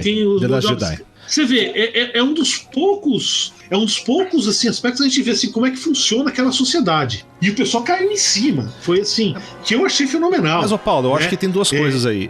Primeiro que, só uma parte mais de opinião minha, que dessa trilogia última do Star Wars, o Last Jedi é um dos poucos que é assistível, que o resto é péssimo. Concordo. E outra coisa, assim, que eu acho que é uma diferença grande do Star Trek pro Star Wars, né? Porque, inclusive, o que eles têm mais de parecido é o nome só. Né? Porque o resto não tem nada. Tem estrela no nome, é isso. O Star Wars, pra mim, ele é mais um science fantasy. Exato. E Star Trek é um Star... Cara, a gente vai ter que resolver isso num duelo, cara. Tudo bem, também entendeu? Acho. O que é fantasia, o que é ficção científica. E o Star Trek é um space opera, né? Ele tem outra ideia, né? A maneira de você narrar a história é outra, né? Eu acho que o X do Star Wars que diferencia é que ele é numa galáxia muito, muito distante. Ele é em outro lugar. Ele faz questão logo na abertura de dizer isso aqui não é nenhum exercício de fantasia sobre a Terra. Então ele não está teorizando. É em um lugar muito, muito distante, eu não sei como funciona, é outro tipo de gente. E muito tempo atrás, né? Isso, enquanto Star Trek fala claramente que é o futuro da Terra. Tá, mas uma pergunta então. Eu entendo o que você está falando, mas se os caras chegassem e dissessem que o Star Wars é no futuro distante, nessa galáxia faria alguma diferença? Eu acho que poderia fazer alguma diferença ou não, porque você pode escrever do jeito que você quiser a fantasia, sem dúvida. É isso que eu queria falar. O temático que ele fez questão de dizer que não era na Terra. Então é isso. Ele não precisaria ter dito. Você acabou de responder a pergunta mesmo. Ele não precisaria ter dito que era numa galáxia muito distante. Podia ter tocado o filme. Aí você ia ficar especulando se era na Terra, mas ele fez questão. Isso aqui não é na Terra. Isso, inclusive, acho que dá um sabor pra história. Lógico. É intencional, porque o Jedi, teoricamente, existiu bem antes, em outras gerações anteriores, tá, etc. Então fica aquela dúvida do da onde nasceu aquela sociedade lá, que tem os Jedi, etc., que são de várias raças. Mas aí você pode falar o tipo Battlestar Galactica, aí eu tô falando da série nova, não da original, né? Que foi num passado distante, sei lá, 150 mil anos, entendeu? Aí que tá o negócio. Eu acho que isso aí é uma curiosidade, né? E eu acho, e o motivo é esse, aí você tem razão, é para dizer, olha, isso aqui não é ficção científica, isso aqui é fantasia. Isso não tenho dúvida quanto a isso. O motivo que ele coloca isso, mas eu acho que na prática não faz diferença nenhuma. Não, acho que faz diferença sim, na maneira como você constrói a história. Mas é mais na questão da narrativa, sabe? Não do core, do conteúdo mesmo. Para o pessoal que segue muito Star Trek, tem a ver muito por causa da questão da montar os cenários, né? Porque teve tantos filmes, tantas séries, etc. Então você fez um screenplay baseado na história da Terra, tá? Entendeu? Então não tem muitas especulações. Mas você vê que mesmo o Star Trek se esgotou, tanto que eles tiveram que reconstruir a história. Eles fizeram uma volta no tempo para destruir Vulcano, porque não dava, chegava uma hora que não dava como manter a coerência no discurso o tempo todo, né? Senão você destrói a liberdade de narrativa. Então, mas aí isso é interessante, né? Porque assim, isso aí que bom, a gente já mencionou isso antes do episódio, né? Mas isso é o que eles chamam da Kelvin Timeline, né? Que eles voltam do tempo, destroem Vulcano, e são basicamente só os 3 filmes do J.J. Abrams que correspondem a isso. Mas, aí que é o interessante, né? As outras séries que a gente tem, que eu quero entrar nelas daqui a pouco, né? Que é o Discovery, o Picard e o Lower Decks, elas seguem a cronologia normal do Star Trek, né? Aí o Picard tem coisas que ele menciona da trilogia em alguns filmes. Isso está sendo discutido. Mas eu acho que ela é bem canon do tradicional. Ele fala algumas coisas que tem algumas dúvidas a respeito. Mas eu acho que... Eu não sei. Eu concordo com o Tatá. Eu acho é ambíguo o bagulho. Bom. E mesmo o Discovery, você não sabe exatamente... Não, o Discovery passa antes. Então, não. O Discovery passa antes. Não passa antes, não. Não passa antes, não. Passa antes, sim. Porque o Discovery passa 10 anos antes da viagem do Kirk. Exato. Só que o Kirk só que a divisão da linha do tempo é quando o Kirk nasceu. Não, isso aqui, eu acho que até se você entrar no Memory Alpha, que é o acervo, né, do canon do Star Trek, eu acho que tá bem dividido, viu? Não sei. Mas tudo bem. Eu tentei ver, já ouvi isso aí. Olha, eu só quero dar minha opinião sobre isso, porque é algo...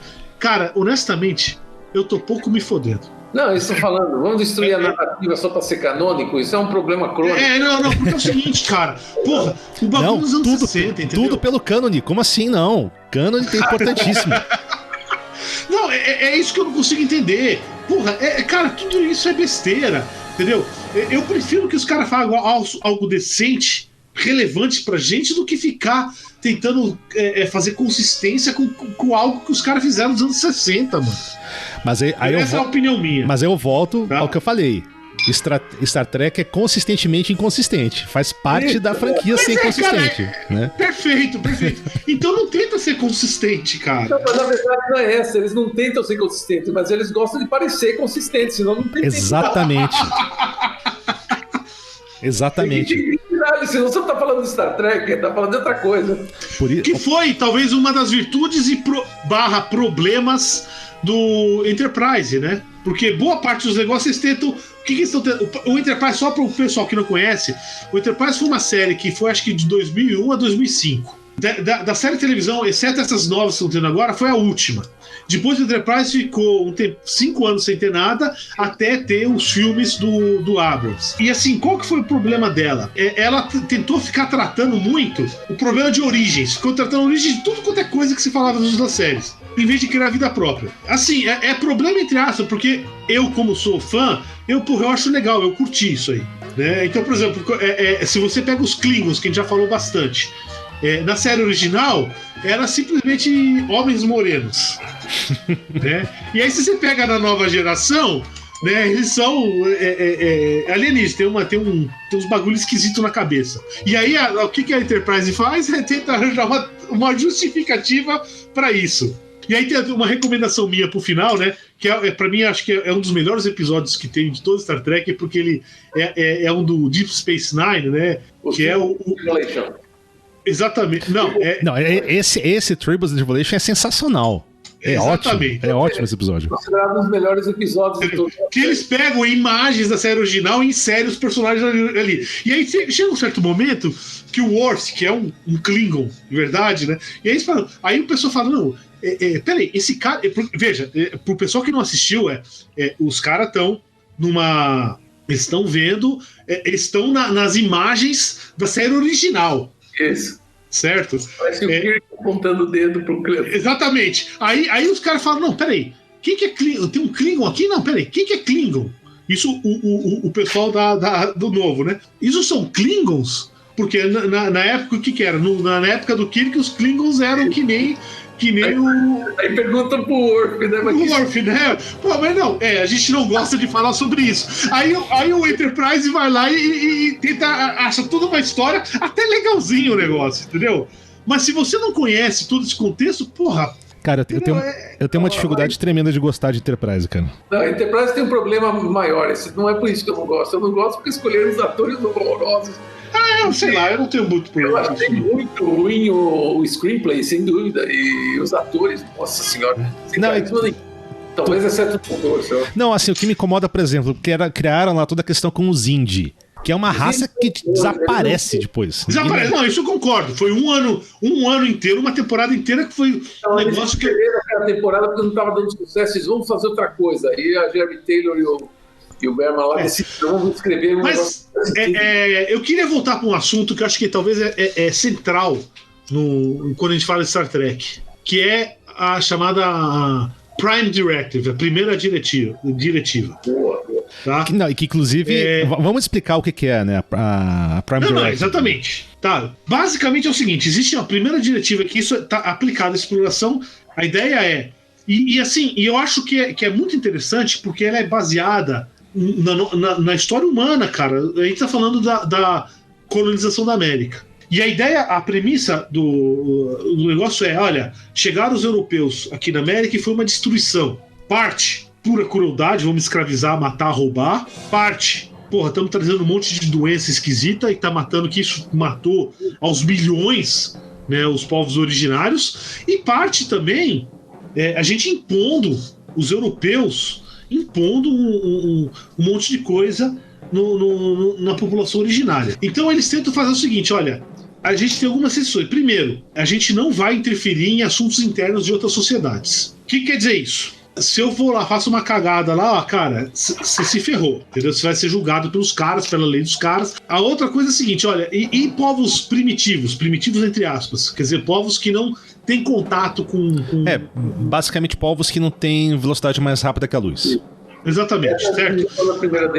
A gente não se mete com eles, a gente não interfere em nada. E muitos episódios, e alguns dos melhores, certo? São justamente quando a gente esquece a porra da diretiva primeira. Ou porque deu merda, e o que a gente faz agora, ou porque, sei lá, né? Não, mas isso permeia tudo. É interessante, porque você pega assim, é uma coisa que é essencial ao ethos, né, da federação, da frota.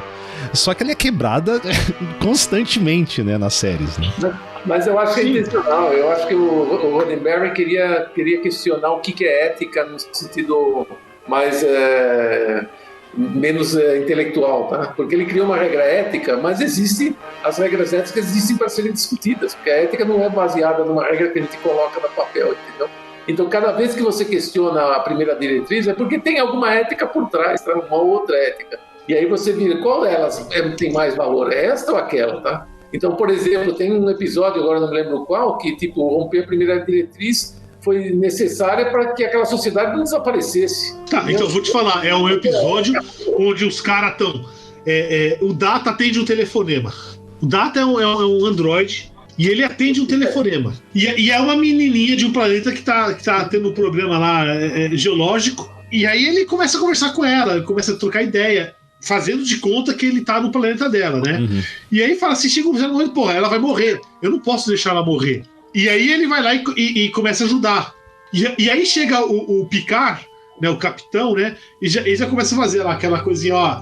Então, a água tá no pescoço, né? A água tá no nariz, entendeu?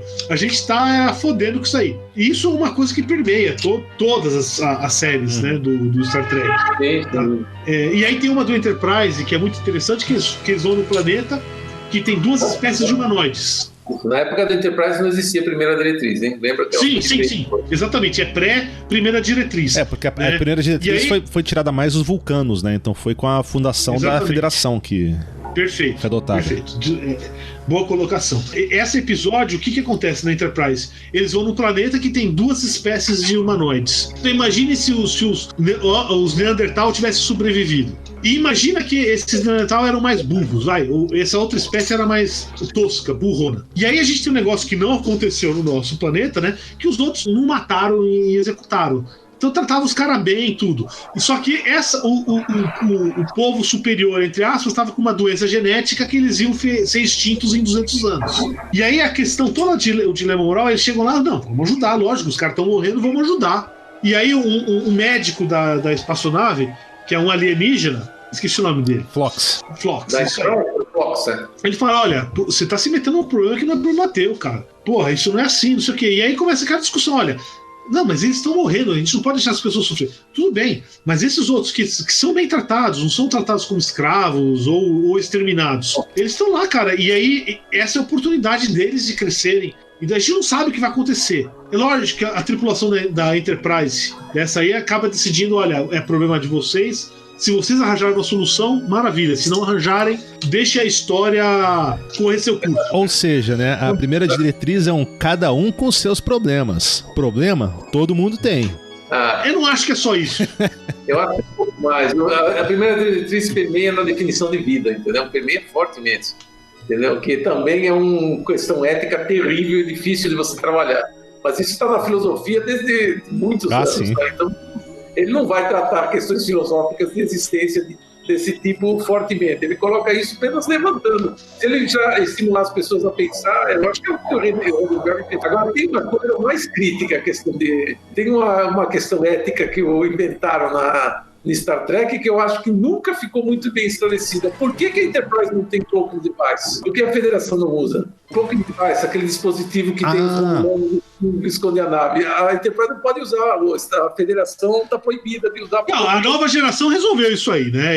Tinha uma guerra e fizeram um tratado com os romulanos que eles não podiam desenvolver essa tecnologia. Mas eles e os Klingon podem. Cara, eles negociaram isso. Os Klingons são os caminhoneiros do espaço. Muito rancor, muito ódio, muita saudade. Isso é diplomacia interestelar, cara, vai saber.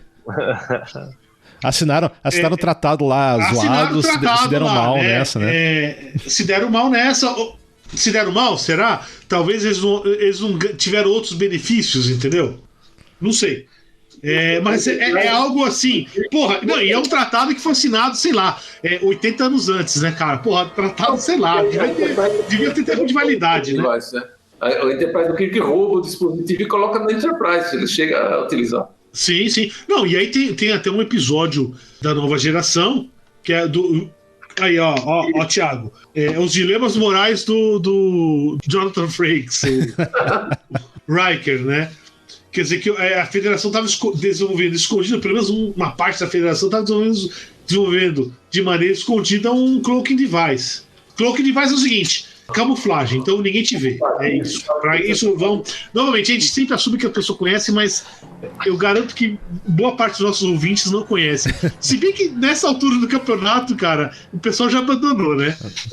Que nada. Vem cá. Bom, meu amigo, se vocês querem falar de Star Trek, vai ficar 3 dias aqui. Pois é. Vai. Deixa eu só pegar mais um assunto aqui. Tem mais 2 coisas que eu quero tratar. Uma delas é rápida aqui. Essas últimas 3 séries, né, do Star Trek, tanto o Discovery, o Picard e o Lower Decks, você já conhece o termo que tem rodado bastante na internet, que é o woke? Não sei o que é. Não. Sim. O woke é isso, né? É que você tem uma percepção e uma consciência de questões relativas à justiça social e racial e tal. Então, gênero, classe, mais gênero, raça, né? Uma coisa que mais você vê. Então, essas 3 séries, né, têm sido muito rotuladas como séries woke. Mas por quê? Porque você tem protagonistas negros, você tem protagonistas mulheres, você tem homossexuais, e gays e tudo. Parte do fandom causou uma revolta, né? Eu vejo pela internet aqui, tem fãs que desprezam essas séries, mas mais por essas questões.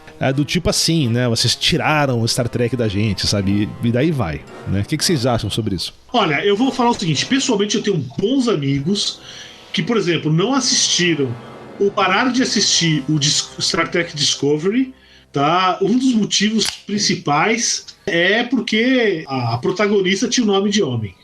A Michael Burnham. Exatamente. E aí, qual que é o problema, né? E aí, é isso que eu não consigo entender. Porra, é uma porra de uma ficção. Então, se você tem alienígena trepando com alienígena, mas você não pode ter um homem trepando com um homem ou uma mulher trepando com uma mulher. Né? É isso que eu não consigo entender. Eu acho isso mais crítico. Eu acho que isso daí permeia desde a...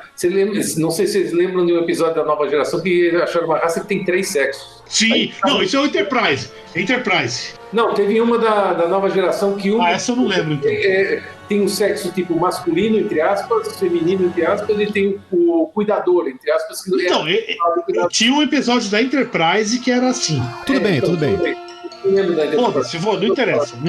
Existe esse questionamento de qualquer jeito, mas eu acho que o cinema nos Estados Unidos hoje está muito envolvido com isso. Se vocês não acompanham, porque são ruins mesmo com as séries novas do DC, né, de super-heróis, ele está numa situação complicadíssima, tá? Porque eles mataram o Batman e colocaram a Batwoman, que é uma mulher lésbica, que ela tem um romance com a chefe de polícia, tá? Coisas desse tipo, tá?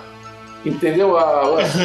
Tem vários lances lésbicos no meio, então tem muita mudança e muitos heróis estão sendo trocados por mulheres, então tem quase que uma obrigação no momento atual lá em Los Angeles. Concordo com isso. Isso mas estraga a narrativa, inclusive, na minha opinião. Não, mas eu acho que tem uma outra questão também que eu acho que algumas pessoas não entendem. É que na minha opinião, o Star Trek, desde o original, sempre teve uma certa preocupação na questão de diversidade. Você pega, claro, assim, de acordo com os padrões do seu tempo. Perfeito. Tem que deixar bem claro isso, né? Você pega na série original, pega o Sulu, o Chekhov, a Tenente Uhura, na década de 60. Primeiro beijo interracial na televisão americana. Exatamente. Né? Então, por que esses caras estão incomodados com isso? Né? Que diferença faz que a protagonista é negra? E tem nome de homem, né? Não, a Voyager não colocou um vulcano negro lá, foi tudo questão, mas por que colocar um vulcano negro? Nunca apareceu negros Vulcano tem um acordo de um jeito que é outro. Cara, eu vou te dizer o seguinte, é porque eles falam que é o seguinte, não, porque agora novamente, a gente tem uma situação onde todos os protagonistas na televisão eram homens brancos, e agora você começa a colocar, e aí o pessoal começa a discutir, não, você só tá colocando uma mulher negra, lésbica, ou sei lá, ou um gay, não sei o quê, porque é gay. E eu fico pensando, é por isso mesmo. É lógico que é por isso. Agora, qual que é o problema, cara? Você não vai ser alternativa por causa disso, sem dúvida. Entendeu? Qual que é o problema, entendeu? Esquece, cara, isso é tão pequeno. E aí você vê a mentalidade das pessoas, né? É algo patético, entendeu? Você vê um episódio da série original, tá? Da original série de Star Trek, do terceiro ano que você não gosta, Paulo? Eu falei que eu gosto, cara. Eu acho que eu Jorge, eu acho que eu sei qual episódio você vai citar. É o do cara que tinha uma cara que era branca e preta. Isso, let that be your last battlefield. Exatamente. Ia ser a recomendação minha. Que um tinha branco e preto, era preto e branco no minuto final quando ele falou. Eu não tinha notado no episódio inteiro, eu não consegui entender. É isso. Tem água pra mim, episódio instantaneamente. Eles foram inteligentíssimos nesse episódio. Se você tirar só isso aí, o episódio é uma bosta, mas assim, ele levou. O que ele fez foi o seguinte: levou um problema à sua conclusão lógica. Uhum. É isso, vamos levar até o extremo, é isso, cara. Se a gente tá discutindo Koji Kondo, é isso, cara. É só isso. Ou seja, aí ele tava brincando de simetria, né? O esquerda-direita, essas merdas todas, né? Veja lá o episódio de física quântica aí. Pois é. Não, mas é interessante, né? Que você para pensar, né? Eu não sou muito fã desse termo woke, não. Mas o Star Trek, ele, se for usar ele de maneira mais séria, ele já era woke desde a década de 60. Assim, eu vou colocar isso de maneira bem clara aqui. Vai ter exagero agora? Entendeu? Onde todo protagonista vai ser mulher, gay. Vai ser isso mesmo, cara, porque nunca teve. Então a gente tá vivendo essa transição. Espera 3, 4 anos, volta ao normal. Assim, um novo normal. Peraí. Exatamente. Novo normal. Cuidado aí, Paulo. Entendeu? Não. O que eu quero dizer é o seguinte: já estamos vendo Paulo cancelado. Já tô vendo. Pode me cancelar à vontade, tá certo? Não, o que eu quero dizer é o seguinte: porra, mano, qual que é o problema, entendeu? Não, mas... Cara, a gente tem uma série onde você tem sexo com ET, cara. Entendeu? Tem sexo com ET é mais bizarro do que ter sexo com uma pessoa do mesmo sexo, da mesma espécie. Não tem nenhum problema. O problema é quando você coloca a série que obrigatoriamente tem que ter essa diferença como base para você escrever a narrativa. Então, mas não, eu sei disso. Mas pra mim, que tô assistindo, não faz diferença. Não, e você pensa o seguinte, vou dar um exemplo claro aqui, por exemplo, do Star Trek Discovery. A primeira temporada do Discovery eu não gostei. Eu realmente achei fraca, né? Eu também. Bom, a gente tá gravando esse episódio agora em outubro. Saiu o primeiro episódio do Discovery da terceira temporada. Eu não gostei do primeiro episódio. Eu já achei que... Achei interessante. Não, pra mim ali é downhill, sacou? Vamos ver. Pra mim... Pra narrativa da história, não faz diferença nenhuma qual é a cor da pele, qual o nome da personagem. Então, se você se incomoda com isso, é um problema seu, não da série. É isso que eu tô falando. Mas vocês sabem do que aconteceu com a Discovery no início? Porque a capitã lá da nave, que era japonesa, que era a chinesa, sei lá, que era a capitã, ela morre, né? E eles tiveram que recriar porque teve uma reclamação fodida, tá? Veio um monte de... na hora que vocês criam diversidade e colocam um oriental no chefio, cara, vocês matam a mulher para colocar uma negra. Aí eles recriaram, eles trouxeram ela de volta. Ela veio da outra dimensão, lá da dimensão. Não sei. Sei lá, cara. Eu acho o seguinte. Assim, porra, mano. Cara, sexo entre alienígena, cara. Entendeu? Novamente, você pode transar com uma mina verde. Então qual o problema de transar com um cara? Verde, entendeu? Mas não pode transar com um homem. Entendeu? Cara, para. E assim, agora, em termos gerais, o que tá acontecendo? Nunca teve essa diversidade. Nunca teve. E aí aparece agora, lógico que vai ter excesso, entre aspas. Vai ter mais do que na minha opinião, tem que ter mesmo. Sacou? Mas tudo tem que ter, eu concordo plenamente. Mas o que eu tô dizendo é o seguinte. Cara, você tem uma demanda reprimida de 2.000 anos. Ou 3.000 anos, sei lá. Vai ter agora, cara. E daqui a um tempo vai ter um novo normal, onde ninguém vai ligar pra essas merdas. Ou seja, você aceita que o cara é o super-herói, voa e não sei o quê, mas não aceita que ele seja gay? Porra, cara, isso é surreal. Me permita reescrever o que você está falando. Eu entendo do mesmo jeito que você, que agora é um momento que isso tem que acontecer. É isso, é uma transição. O que vai fazer a diferença é que no futuro essa transição não vai influenciar a narrativa e a criatividade da pessoa, porque hoje em dia está sendo uma espécie de bloqueio, tá? E isso não tem como não passar. É evidente, o cara tem pessoas que têm dificuldade e certamente a produção exige que você faça séries assim, sei lá, supondo. Mas no futuro nós vamos voltar não ao normal, mas nós vamos tratar isso com mais naturalidade, trocando de miúdos. Então isso pode influenciar a narrativa de um jeito diferente. Agora, como lembre-se, isso aí é uma série passada no futuro. Supõe-se que se fala algumas coisas são colocadas em relação à diferenciação de gênero ou de cor, então um pouco forçadas por uma coisa que acontece daqui a 2000 anos, tá? Entendeu? Deveria ser menos diferente. Tipo, sei lá, os alienígenas são todos forçadamente diferentes, mas são todos iguais. Aí teve um episódio dos Andorianos que tem um Andoriano branco, que não era azul, tá? No planeta também. É do Enterprise. Então, uma situação terrível a respeito da discussão, a respeito da questão racial, num mundo daqui a 1000 anos. Então, aí eu já acho que pode estar influenciando demais a narrativa do... Isso que você está falando é uma crítica que se faz ao Star Trek. Quer dizer, tirando os seres humanos, todos os outros são monoculturas. Né? Ou seja, todo mundo é igual, todo mundo pensa igual, todo mundo tem a mesma religião, todo mundo tem... E aí eles forçam a barra, não fizeram com os Romulanos lá no Nene. Exatamente. Tinha Rômulo e Rômulo, eram dois bichos diferentes, entendeu? Não, mas... Sei lá. E essa crítica, ela é fato, mas porra... Cara, a gente sabe tão pouco sobre a federação, entendeu? Você vai querer num episódio saber sobre os outros, entendeu? Então, eu não sei, eu acho besteira, né? Mas é fato, exceto alguns poucos raças alienígenas que são exploradas mais a fundo, é tudo homogêneo. Os Klingons mesmo, que são uma das raças, uns antagonistas mais antigos, mal são explorados nesse sentido. Klingon é Klingon. Sim, Klingon é Klingon, é isso. Você não tem Klingon de direita ou esquerda, né? Todo mundo é Klingon. Todo mundo é Klingon. O único que você tem alguma certa nuance é os cardassianos. Não, os Romulanos, tem 2 planetas cada com uma raça diferente. Cara, mas é um dominante, entendeu? O Romulano é o de Rômulo, entendeu? Não é aí que tá o negócio. O outro é dominado. É segunda categoria. Vem cá, a gente tem tempo para falar sobre teletransporte ainda? Sim. Certo. Então vamos lá, galera, teletransporte. Bom, como eu falei antes, quando a gente vê o teletransporte, né, ela foi criado no episódio, na série do Star Trek, meio que para uma questão de orçamento, né, para economizar efeito especial.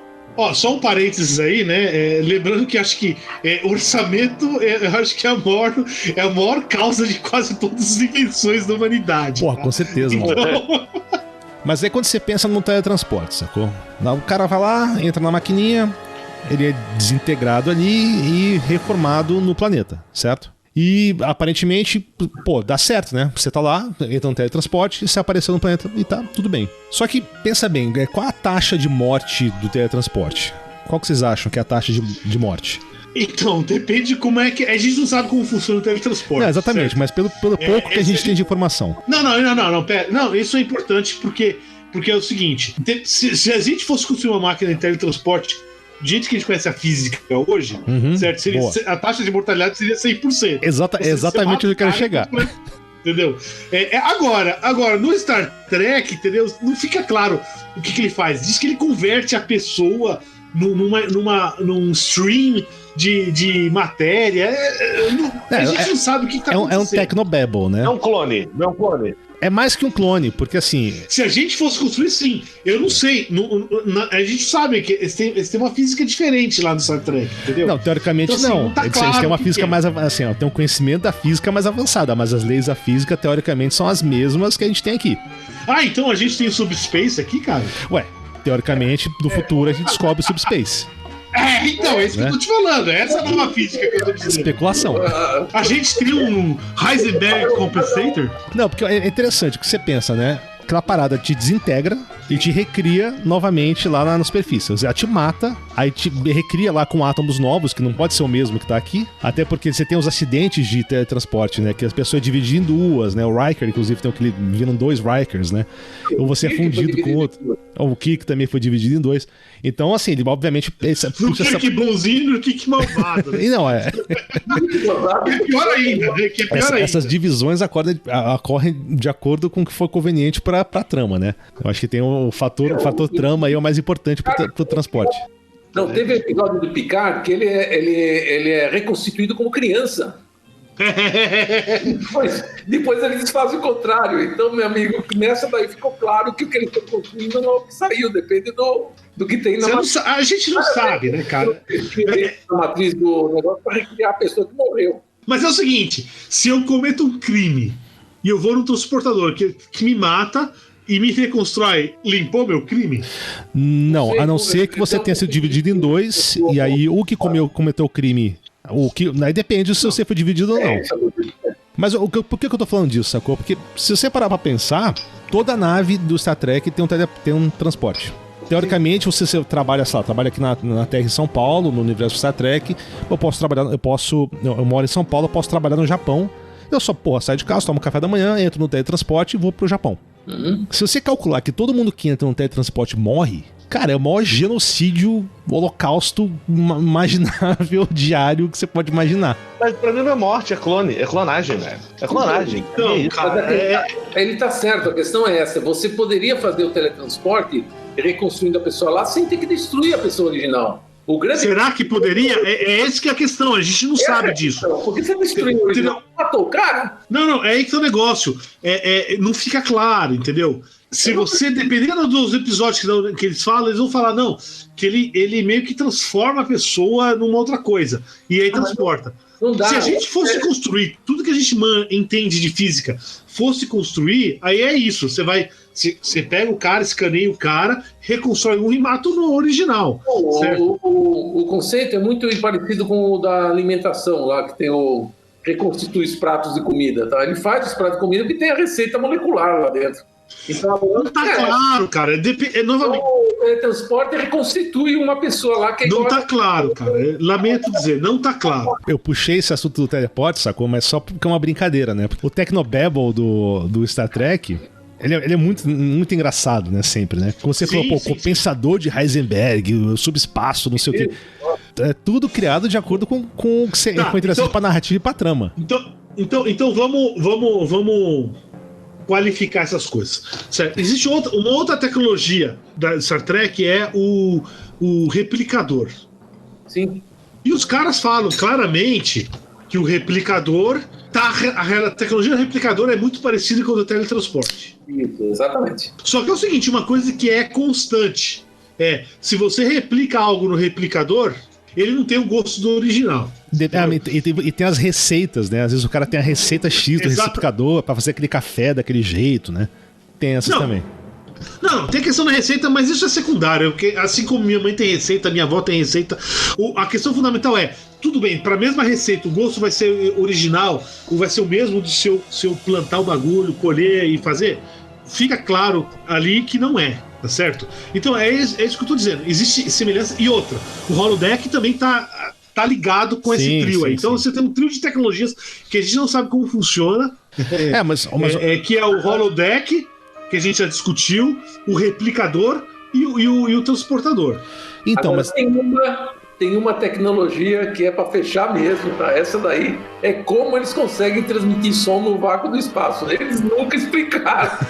Essa daí vai para fechar, porque eles fazem barulho toda hora no vácuo, tem sempre barulho. Pô, Jorge, mas aí talvez. Mas aí, cara, mas isso aí é um problema assim, é uma tecnologia que não é exclusiva do Star Trek. Eu acho que é de quase qualquer ficção científica moderna. Eu vou ser um apologista para filmes de ficção científica. O que tá acontecendo é o seguinte. Não, eu vou explicar e vai ficar bem entendido aqui, tá certo? Você não tá ouvindo do ponto de vista do observador fora do negócio, tá? O observador dentro da atmosfera. E é o que acontece, quando tem uma explosão lá fora, ele emite uma onda de energia que vai bater na superfície da nave, isso vai gerar um som interno. É isso que tá acontecendo. Ah, sim. Então quando a nave romulana atira um disruptor que passa por cima da Enterprise, faz psh, psh, piu, piu, piu, e tá tudo certo. Não, calma, vem cá, você sabe que tipo de onda é isso? Ah, é porque deve estar no subespaço essa, né, Paulo? Exatamente, o subespaço afeta. Mas Olha, pessoal da ficção científica aqui do Brasil, vocês querem um cara pra escrever Tecnobabble? Eu sou voluntário, cara. Mas a última tecnologia que a gente pode falar rapidamente aqui é o motor de dobra. Sim, esse é interessantíssimo. A teoria, acho muito interessante. Não, e inspirou teorias assim, claro, é tudo teórico, né? Mas inspirou o Alcubierre Drive, né? Que seria o motor de dobra da vida real. Acho que a gente já comentou do Alcubierre Drive, né? Algumas vezes. Algum episódio anterior, né? Acho que foi na física quântica e no... Qual que é a ideia do Warp? A ideia do Warp é você deforma o espaço. Então, você localmente, você tá andando numa velocidade baixinha, mas no referencial externo, porque você está deformando o espaço, você está dando uma velocidade alta. Um cara, isso eu acho que foi um artigo de 89. Porra, eu acho que é bom a gente colocar o link desse artigo pros físicos aí que estiverem interessados para ler. O cara resolveu pegar as equações da relatividade geral e tentou chegar num negócio desse tipo. E ele chegou. Então, ou seja, de acordo com as equações da relatividade geral, você consegue chegar nesse tipo de coisa. Localmente você está numa velocidade baixa, e em relação a um observador externo, longe, você está numa velocidade bem acima da velocidade da luz.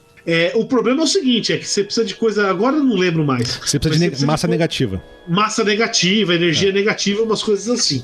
Não, mas assim, por que eu falei disso? Porque esse cara foi o Miguel Alcubierre, né? Que é um mexicano que desenvolveu esse negócio. Ele desenvolveu isso inspirado no Star Trek. Então, por bem ou por mal, cara, Star Trek influencia na vida real pra algumas coisas, né? Tem tanto a questão... Falam, né, que o celular, o StarTAC... Isso, StarTAC. Falam que foi influenciado pelo nome, inclusive, foi influenciado pelo Star Trek, né? É curioso o seguinte, né? O StarTAC é lógico, foi claro, que é o comunicador da série original. Tem a mesma geometria. Só que quantos celulares a gente tem que é totalmente diferente? Quase todos são diferentes. Aquele foi, sei lá, agora parece que lançaram um novo modelo StarTAC. Não, mas parece que o cara que desenvolveu, ele tava mexendo com a tecnologia do celular mesmo, né? Eu sei. Nas novas séries do Star Trek não tem mais comunicador, é direto no Kill. Então, né? Sim, não, o que eu tô dizendo é o seguinte, e o pessoal fala dessa influência, essa influência, eu acho, sei lá, cara, é meio óbvio. Ele pegou, é muito mais cara de design, olha aí, André, teus amigos aí. Mas, ô Paulo, eu acho que assim... É muito mais coisa de design do que tecnologia, porque a gente não usa mais. Não. Aquilo foi o cara que desenvolveu aquilo lá. Mas o que eu tô falando é o seguinte, serve como inspiração. Serve, mas assim, é o tipo cara, quem tinha um walkie-talkie, entendeu? Eu tinha um walkie-talkie. Eu tinha também, mas isso é coisa dos anos 50. É uma questão de geometria, não é uma questão de tecnologia. Eu tinha um walkie-talkie das Tartaruga Ninja, cara. Não, eu tinha um walkie-talkie normal. Nada dessas coisas. Se vocês lembrarem que na década de 60, a televisão colorida, acho que não tinha no Brasil ainda. Entendeu? Estava começando agora, então tem muita coisa aí que a gente tem dificuldade até para traçar de que inovação que é, tá? Entendeu? Então, o telefone naquela época era telefone de discado com disco, meu amigo. Eu sei. Mas o faça alguma coisa, isso hoje é... Então, não, o que eu tô querendo dizer é o seguinte, o pessoal fala de influência, né? Eles falam do celular. Vocês acham que se não tivesse existido Star Trek não teria celular? É isso que eu tô te falando. Não teria Então é isso que eu falo que não é influência. Eu não sei, eu não sei se é tão bem assim, não seria tão radical como você, sabe? Não teve Star Trek, não vai ter celular. Não, mas seguramente, sacou? Teve um moleque lá, vários moleques. Sim, a influência foi outro tipo. Mas, Paulo, beleza. Mas, poderia ter sido outra série caso não tivesse Star Trek? Poderia ter sido uma série de coisas, sacou? A gente não sabe. Não, mas se não tivesse série nenhuma, cara, alguém teria. Não, mas eu acho importante, cara. Eu acho que uma das funções do sci-fi é isso. Não, eu sei, mas assim, ela não é. Novamente, não é. Ela não inspirou o produto. Entendeu? O que ela inspira é o cara procurar ciência, estudar ciência. Exato, é isso que eu tô falando. É isso que eu tô dizendo. Agora, a cena mais legal disso foi naquele do filme lá das baleias, que o Scott pega o mouse e fala... Computer!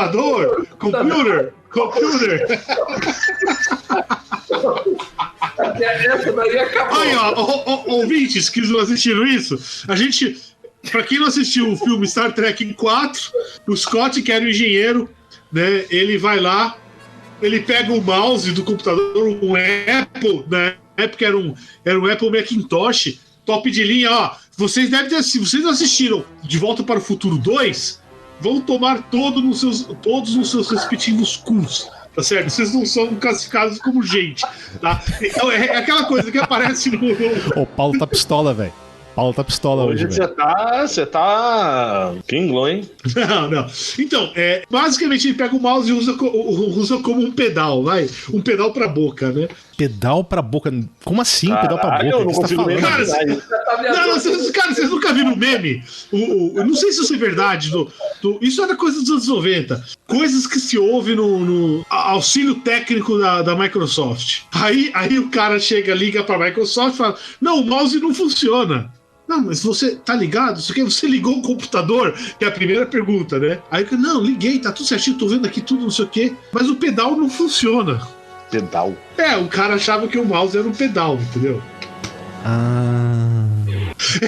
Isso aí ó, pra rapaziada mais jovem, entendeu? Isso aí é uma péssima piada, mas foi algo. Mas há 20 anos atrás era uma piada boa, cara. Cara, eu acho que ela nunca foi boa. Mas tudo bem. Foi boa porque foi realidade. Foi realidade. Beleza, galera. Alguma consideração final? Eu tenho uma, que é o seguinte: o Star Trek tratou muito de inteligência artificial, teve discussões excelentes, mas eu vou falar pra vocês uma coisa. Se tem uma coisa que eles erraram, foi em computador. Não tem nada parecido com a internet. E aí eu vou fazer uma crítica em geral, salvo raras exceções, sobre redes de computadores. A ficção científica nisso errou completamente. Então você não ouve falar de nada parecido com a internet. Você tem algumas exceções aí. Por exemplo, o Orson Scott Card, ele fala alguma coisinha muito menos do que a influência real é hoje. Aquele Mormon. Aquele Mormon, exatamente. Mormon vai dar um bom episódio pro Fim do Mundo, hein? Então assim, cara, você não tem nada da internet aí, dessa rede social, de todas essas coisas que a gente, porra, é algo que tá afetando a gente diretamente, não tem nada. E se você pega as séries novas, elas estão passando por cima disso. Então eu acho que isso aí é uma limitação do Star Trek, é uma limitação de toda a ficção, quase toda a ficção. Aí você tira o Gibson, lá, o William Gibson, que tem, ele trata isso direto, e alguns outros poucos escritores, mas em geral essa questão da computador, como a gente usa, tem um campo fértil para ficção científica por aí. Essa é a minha consideração final. Boa. Tatá?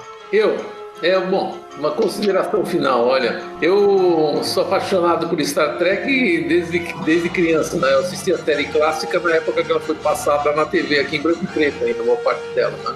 Vocês imaginarem a tecnologia passando numa época que nem TV a cor a gente tinha, né? E com uma nitidez péssima, vem aqueles chuviscos do caramba. E eu assistia e adorava a situação, meu pai adorava também, então ajudava. E vinha assistindo todas, eu certamente assisti todos os episódios de todas as séries de Star Trek mais de uma vez, provavelmente a maioria, tá? Eu também. Então é uma questão de uma relação já que é um pouquinho mais além da questão lógica de futuro, ficção científica, já é uma relação mesmo de identidade pessoal sobre como foi contada a história pelo Gene e pelo pessoal que veio depois, né? Que é a Jerry Taylor, eu agora não me lembro o nome, são 3 pessoas que mantiveram a sequência da história. As novas séries que apareceram com universos paralelos aí, que nem vocês comentaram, essas aí estão aí e iam aparecer de um jeito ou de outro. Isso é impossível de evitar. E o que me atrai nelas não é necessariamente todo o technical rubbish lá, toda a parte tecnológica de criar coisas novas. No início era importante, mas hoje não é mais. Eu não acho que aparecem muitas tecnologias que no futuro vão aparecer. Na década de 60 era um momento diferente. Mas é uma questão de como eles veem o mundo e a relação das pessoas, né? Porque, na verdade, a grande coisa que aparece lá, que nos atrai, é que apesar de você ter uma sociedade coletivizada, existem indivíduos, tá? Porque é isso que Star Trek faz. Tanto que quando você põe uma série, você escolhe uma tripulação com características de personagem típicos. Então, isso daí atrai muito a gente. Tipo, porque eu me identifico, eu posso ser uma pessoa. Tem um cara lá que é diferente, tem um cego lá que enxerga. O doutor é completamente... Até um holograma tem personalidade, meu amigo. Então, não... Aquela ideia de que no futuro elas não vão ter personalidade, vão ser um grão de areia no meio de uma poeira, tá? Não... Ele trabalha diferente, tá? Isso é uma coisa que inspira muito e deixa a gente com muito gosto de assistir, né? Você quer ter essa identificação, pessoal. Eu acho que é isso que é o que me atrai mais mesmo no Star Trek. E vai ter muitas séries agora que tem mais liberdade para efeitos especiais. Mas não vai... A questão histórica do passado que é importante. É isso aí, mestre Tatá. Muito bom. Chutou para barrar. Eu sou subtenente da frota, que falou agora, né? Careca, que nem o Picard. E aí, André? Não tenho nenhuma consideração final. Eu aprendi bastante nesse episódio. Realmente é muito mais complexo do que eu imaginava, pelo pouco que eu já tinha assistido. Gostei. Eu tô aí com uma galera que vai ouvir a gente que aprendeu muito mais do que contribuiu. Sensacional. E, pô, na boa, vocês não estão vendo, galera, vocês estão ouvindo. Mas o Jorge, ele tá uniformizado. Ele tá uniformizado, mano. Esse é o cara perfeito. É o convidado perfeito pro episódio. Ele tá uniformizado. Usei muito nessas convenções da frota aqui no Brasil, tá? Boa. Show.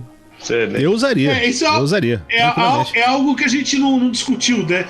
Toda a questão que é influente, que é importantíssimo, porque essa questão de cosplay, você pode achar antecedentes, mas quem realmente lançou essa lançação é o Star Trek. Não, no mundo ocidental, com certeza, cara. Estados Unidos, Brasil, foi o Star Trek, as convenções, né, de Star Trek foram primordiais para popularizar o cosplay, que vai ser assunto da Kina, em breve.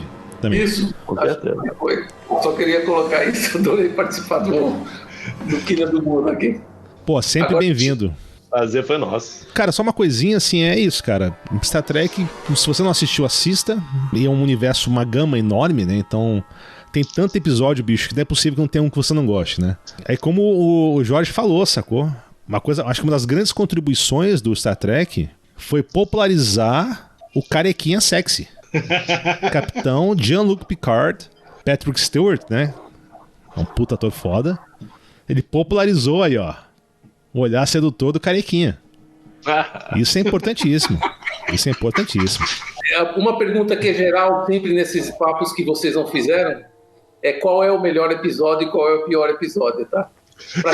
Isso entra nas recomendações. Para aqueles que não conhecem totalmente o universo, eu vou recomendar o melhor episódio no meu modo de ver, o melhor episódio de Star Trek, que se vocês puderem assistam. É da nova geração e chama Inner Light, tá? É uma das minhas recomendações. Bom, então vamos para as recomendações, então. Quem quer começar?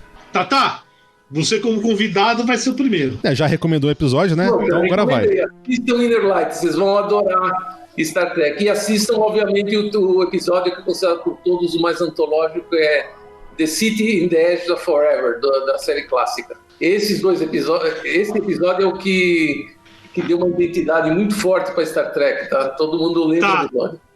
Esse episódio, só falar um pouquinho de contexto, ele foi originalmente escrito por Harlan Ellison, que é um escritor de ficção científica, e aí diz que modificaram bastante o que ele escreveu. Tem até um quadrinho que eu preciso ir atrás para descobrir do que seria esse episódio na versão do Harlan Ellison. Assim, e disse que por causa das modificações dele, ele ficou ofendido, ficou puto, brigou. Sim, foi show de horrores, mas é um puto episódio. E aí, André, tem alguma recomendação pra gente? Olha, não tenho, porque seria um desrespeito aos fãs eu recomendar alguma coisa como um leigo. Vou deixar pra vocês que são os profissionais nessa área. Manda, Januzzi. Cara, vamos lá. Assim, de episódios, os dois que eu ia recomendar já foram recomendados antes, né? Let That Be Your Last Battlefield. é o 15º episódio da terceira temporada da série original, 69, e o Trials and Tribulations, da Deep Space Nine, que também já recomendou, que é um dos mais engraçados que tem, que é o sexto episódio da quinta temporada de 96. Eu vou recomendar também... Só uma coisa. Falei. Esse Trials and Tribulations, né, não é, acho que não é só um puta episódio engraçado, divertido. Cara, é uma obra de arte de cinema, cara. Isso. É muito bom. E valeria a pena assistir o original, tá? Porque ele é filmado em cima do original. Você tem que... Eles filmam em cima do original, é por isso que eu tô te falando. Exato. Assim, ele é uma obra de arte de cinema. É algo assim, é raro de se ver algo assim. Isso. Só um parênteses. Então, tudo bem. Então, o original é o The Trouble with Tribbles, que é da segunda temporada, o 15º episódio foi de 67. Então assistam esse antes e assistam depois esse outro. E, assim, e antes de ir para a última recomendação, atualmente quase tudo de Star Trek está disponível tanto na Netflix quanto no Prime, né, Amazon Prime. Então, cara, você tem a série animada, você tem a série clássica, Deep Space Nine, Voyager, Enterprise, os filmes todos. Então, assista. O único que não está disponível ainda é o Lower Decks, que pra mim é sensacional, então eu recomendo Lower Decks. Só que o Lower Decks vai ter que ser na cópia didática, né? E finalmente, fazer uma Uso justo, claro. E finalmente, minha última recomendação aqui, ó, o pessoal vai conseguir ver, é esse livrinho aqui, Star Trek Adventures, que é o RPG do Star Trek. É da Modiphius Games, né? É muito bom, né? Eu recentemente terminei uma campanha de Star Trek, é sensacional, sacou? É jogar o RPG do Star Trek mesmo, vale a pena. Não tem ainda a versão brasileira, mas já aparece. Então, a primeira recomendação que eu tenho é um podcast, chama Mission Log. E aí, ó, novamente, isso pra quem curte Star Trek, o que eles fazem é o seguinte, eles vão de episódio em episódio, ordem cronológica, eles analisam, entendeu? É mais ou menos 1 hora, e o que eles fazem é o seguinte, eles analisam o episódio, dão um pouco de história, quem que escreveu, quem que os atores, não sei o que, a história dos atores, dão uma recapitulada e discutem filosofia, questões importantes que estão no episódio. E já tá, esse podcast, acho que é desde 2012 ou 2013. Agora eles estão indo sistemático, filme e até a série animada, né, eles analisaram episódio por episódio. Eles estão agora no Deep Space Nine, 5ª temporada. É muito interessante, quem curte, cara, que você vai dirigindo pro trabalho, ouve, é legalzinho, é bem interessante. Tem um livro que eu já recomendei, mas vou recomendar de novo, que é um livro do Lawrence Krauss, que é um físico aí, não sei o quê, que é chamado Physics of Star Trek. O livro é muito legal. O que ele faz é o seguinte, dado o nosso conhecimento da física hoje, né, como é que a gente construiria essas tecnologias do Star Trek? É possível? Não é? Quanto de energia precisa? Sim, ele entra em todos esses detalhes. É bem legal se você curtir essa física, esse tipo de coisa. Tem um outro livro que é muito legal, que é Star Trek and Philosophy, The Wrath of Khan. Ou seja, Star Trek é filosofia, a ira de Kant, Kevin Decker e Jason Abrams. Eles discutem um pouco de filosofia do Star Trek. Aí ele pega alguns assuntos. Então, por exemplo, tem uma questão, o tradutor universal, que é aquela coisa que vem desde o teatro grego, né? O teatro grego, o que acontece? Todo mundo fala grego, ou seja, todo mundo fala no idioma de quem está ouvindo a peça. E o Star Trek faz isso, que isso é o que todo mundo faz. Como é ficção científica, eles tentam inventar uma tecnologia que é algo assim, que traduz automaticamente. E que é um problema, filosófico interessantíssimo, computacional interessantíssimo, assim, é algo importantíssimo. Que é uma tecnologia que serve. Porra, se você não fosse fazer isso, como é que você fazia um episódio de Star Trek? Tem alguns episódios que tratam, olha, quando o tradutor universal para de funcionar. É engraçado, a gente não é uma tecnologia que a gente não tratou no episódio, mas é interessantíssimo. Mas é bem interessante. Então ele entra um pouquinho disso. E aí entra o que o Wittgenstein, eu acho que foi, agora eu não lembro, faz anos que eu li o livro, né, que ele fala, olha, o problema de comunicação vai além de como traduzir. Imagine que se a gente conseguisse conversar com o leão, a gente teria algo com quem conversar com o leão, que é a questão fundamental de tradução e de conversar com raças alienígenas, né?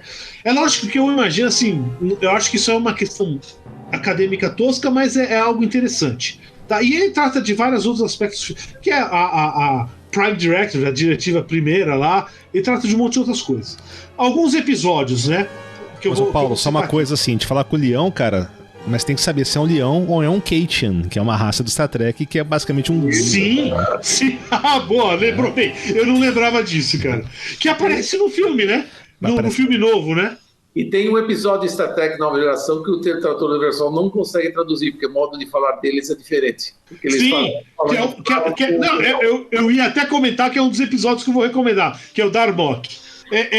Vou listar alguns episódios que eu acho que são clássicos e que eu acho que é importante, assim. Um primeiro, que é o 10º episódio, a primeira temporada da série original, que chama The Corbomite Maneuver. Sim. Basicamente, aparecem uns caras assim, muito superior, derrotam, e aí o Kirk, nas mágicas dele, ele consegue derrotar o cara. E aí, assim, qual que é a sacada que eu acho que é o espírito do Star Trek? Porra, o cara tá derrotado, vou embora e foda-se o cara, né? E aí que entra o espírito. Não, cara, a gente derrotou, vamos conversar com o cara. E aí você vê que foi uma falha de comunicação, que foi não sei o quê. E aí eles resolvem, porra, o cara não é razoável, foi algo interessantíssimo. Então ele consegue transformar um inimigo num amigo, que eu acho que é algo fundamental no Star Trek. Tem um outro episódio que eu acho muito interessante, que pra quem viu aquele filme de submarino da Segunda Guerra, que é o Taste of Armageddon. E envolve os Romulanos, né? E aí envolve um cara. Os caras, eles não sabiam como é que os Romulanos pareciam, né? E aí envolve a questão de racismo, porque eles veem que os Romulanos são muito parecidos com o Spock. E aí começa a tripulação começar a desconfiar do Spock. Tá? Então é um episódio muito bom. Da Nova Geração, tem um episódio que eu já recomendei e vou recomendar de novo, que é The Measure of a Man, a medida de um homem. É sobre o que é um ser consciente, não. Quer dizer, tem um personagem no Nova Geração que é o Data, que é um robô. Certo? E aí um cara fala, não, você é um objeto, eu vou querer te levar pro laboratório para estudar. E aí tem um julgamento que é para isso. Então não tem nada de ação. E é isso uma coisa que eu quero deixar fundamental. O Star Trek tem ação boa? Tem. Mas ele é o melhor quando é essas questões filosóficas. Um outro episódio que eu adoro muito, que é chamado First Contact. Não é o filme, hein? Eles vão num planeta primitivo que tem tipo um protovulcano. E aí dá tudo errado. E aí é uma população primitiva que não tem religião, não tem nada. Os caras são céticos, tudo certinho. E por causa das cagadas que os caras fizeram, né, eles começam a tentar acreditar, inventar um deus. Certo? E assim, então é um episódio excelente, cara. É excelente. Tem um episódio que justamente o Tata comentou, que é o Darmok. Como é que se comunica com outras raças alienígenas? Esse episódio é do 5ª temporada, segundo episódio. Esse episódio é fantástico porque ele é uma aula de linguística. Então você aprende linguística, como é que a linguagem funciona. Porque nos episódios normais, o que acontece? Cara, é Star Trek, foda-se. Todo mundo comunica e tem um comunicador universal e foda-se. Esse aqui ele explica. Se a gente encontrar com uma raça alienígena, digamos o seguinte, não vai ter tradutor universal, vai ser o problema do Darmok mesmo. Tem um Inner Light lá, que o Tata recomendou, que é um episódio, assim, novamente, esse qualquer um pode assistir, é maravilhoso. Não vou nem falar nada. Temporada 5, episódio 25 da Nova Geração. Maravilhoso. Tem um episódio, a gente falou muito de Klingon, né? E eu falei um pouquinho de Ferengi. Tem um episódio do Deep Space Nine que eu acho divertidíssimo, que é o The House of Quark. Quando o Quark vira o chefe de uma casa, uma Klingon. É divertido pra caralho, é muito bom, né? Tem aquele episódio que a gente já citou, que é o Trials and Tribulations. E tem aquele episódio que o Tata já citou também, que é The Pale of Moonlight, que é 6ª temporada, episódio 19, que é justamente, cara, é a coisa mais anti-federação que existe. Que é os caras tentam, olha, a gente tem uma guerra, é uma guerra que a gente tá lutando pelo lado certo e a gente vai perder. A única possibilidade que a gente tem de ganhar essa guerra é os Romulanos ajudarem a gente. Só que eles estão na boa. Então a gente vai fazer uma fraude para convencê-los a lutar com a gente. Então assim, que é do Deep Space Nine isso aí. Muito bom. Eu acho que eu só tenho essas coisas. É recomendação pra caralho, né? Só uma coisinha aqui que você falou, lembrei, né? Quem quiser pensar em escrever ficção científica, né? Em comunicação entre espécies, eu acho que tem um filme que é o Arrival, de 2016, que é muito bom, que mostra muito bem isso. Muito bom. E que a gente tá falando de efeito especial, né? Dos barulhos de phaser, disruptor no espaço. Se você quer inspiração, pra ver mais ou menos como seria uma batalha espacial, você não tem que ver Star Wars, você tem que ver Guerra de Submarino. Então, A Caçada do Outubro Vermelho, de 1990. Se você quer escrever uma boa história boa de batalha espacial, veja esse filme. Sean Connery, um puta filme. Puta filme. 1990, um ano. Exatamente. Algo mais, senhores? Não. Então, novamente, Tatá, brigadão aí pela sua participação. Nos convide para os próximos eventos de Star Trek que eu vou. Os eventos sumiram já, estão muito reduzidos ultimamente, porque agora está todo mundo atrás da internet e assiste tudo. É verdade. O americano muito Isso o que você está falando é algo importante, né? Porque antigamente o que acontecia? E lembre-se, a gente surgiu o videocassete, mas assim, série de televisão não tinha videocassete, ou era difícil de achar. E aí já aparece o DVD e já aparece a internet. Então, antigamente o que acontecia? Você queria assistir Star Trek, ou era rerun da televisão, ou era convenção. É isso aí. Então isso é algo que influenciou muito essa subcultura Trek aí. Você não vai ter mais convenção, mas você tem um grupo do Reddit, né? É diferente. Mas aí todo mundo briga até a morte, né, cara? Então, galera, prazerzaço. Muito bom falar com vocês. Vida longa e próspera. Vida longa e próspera.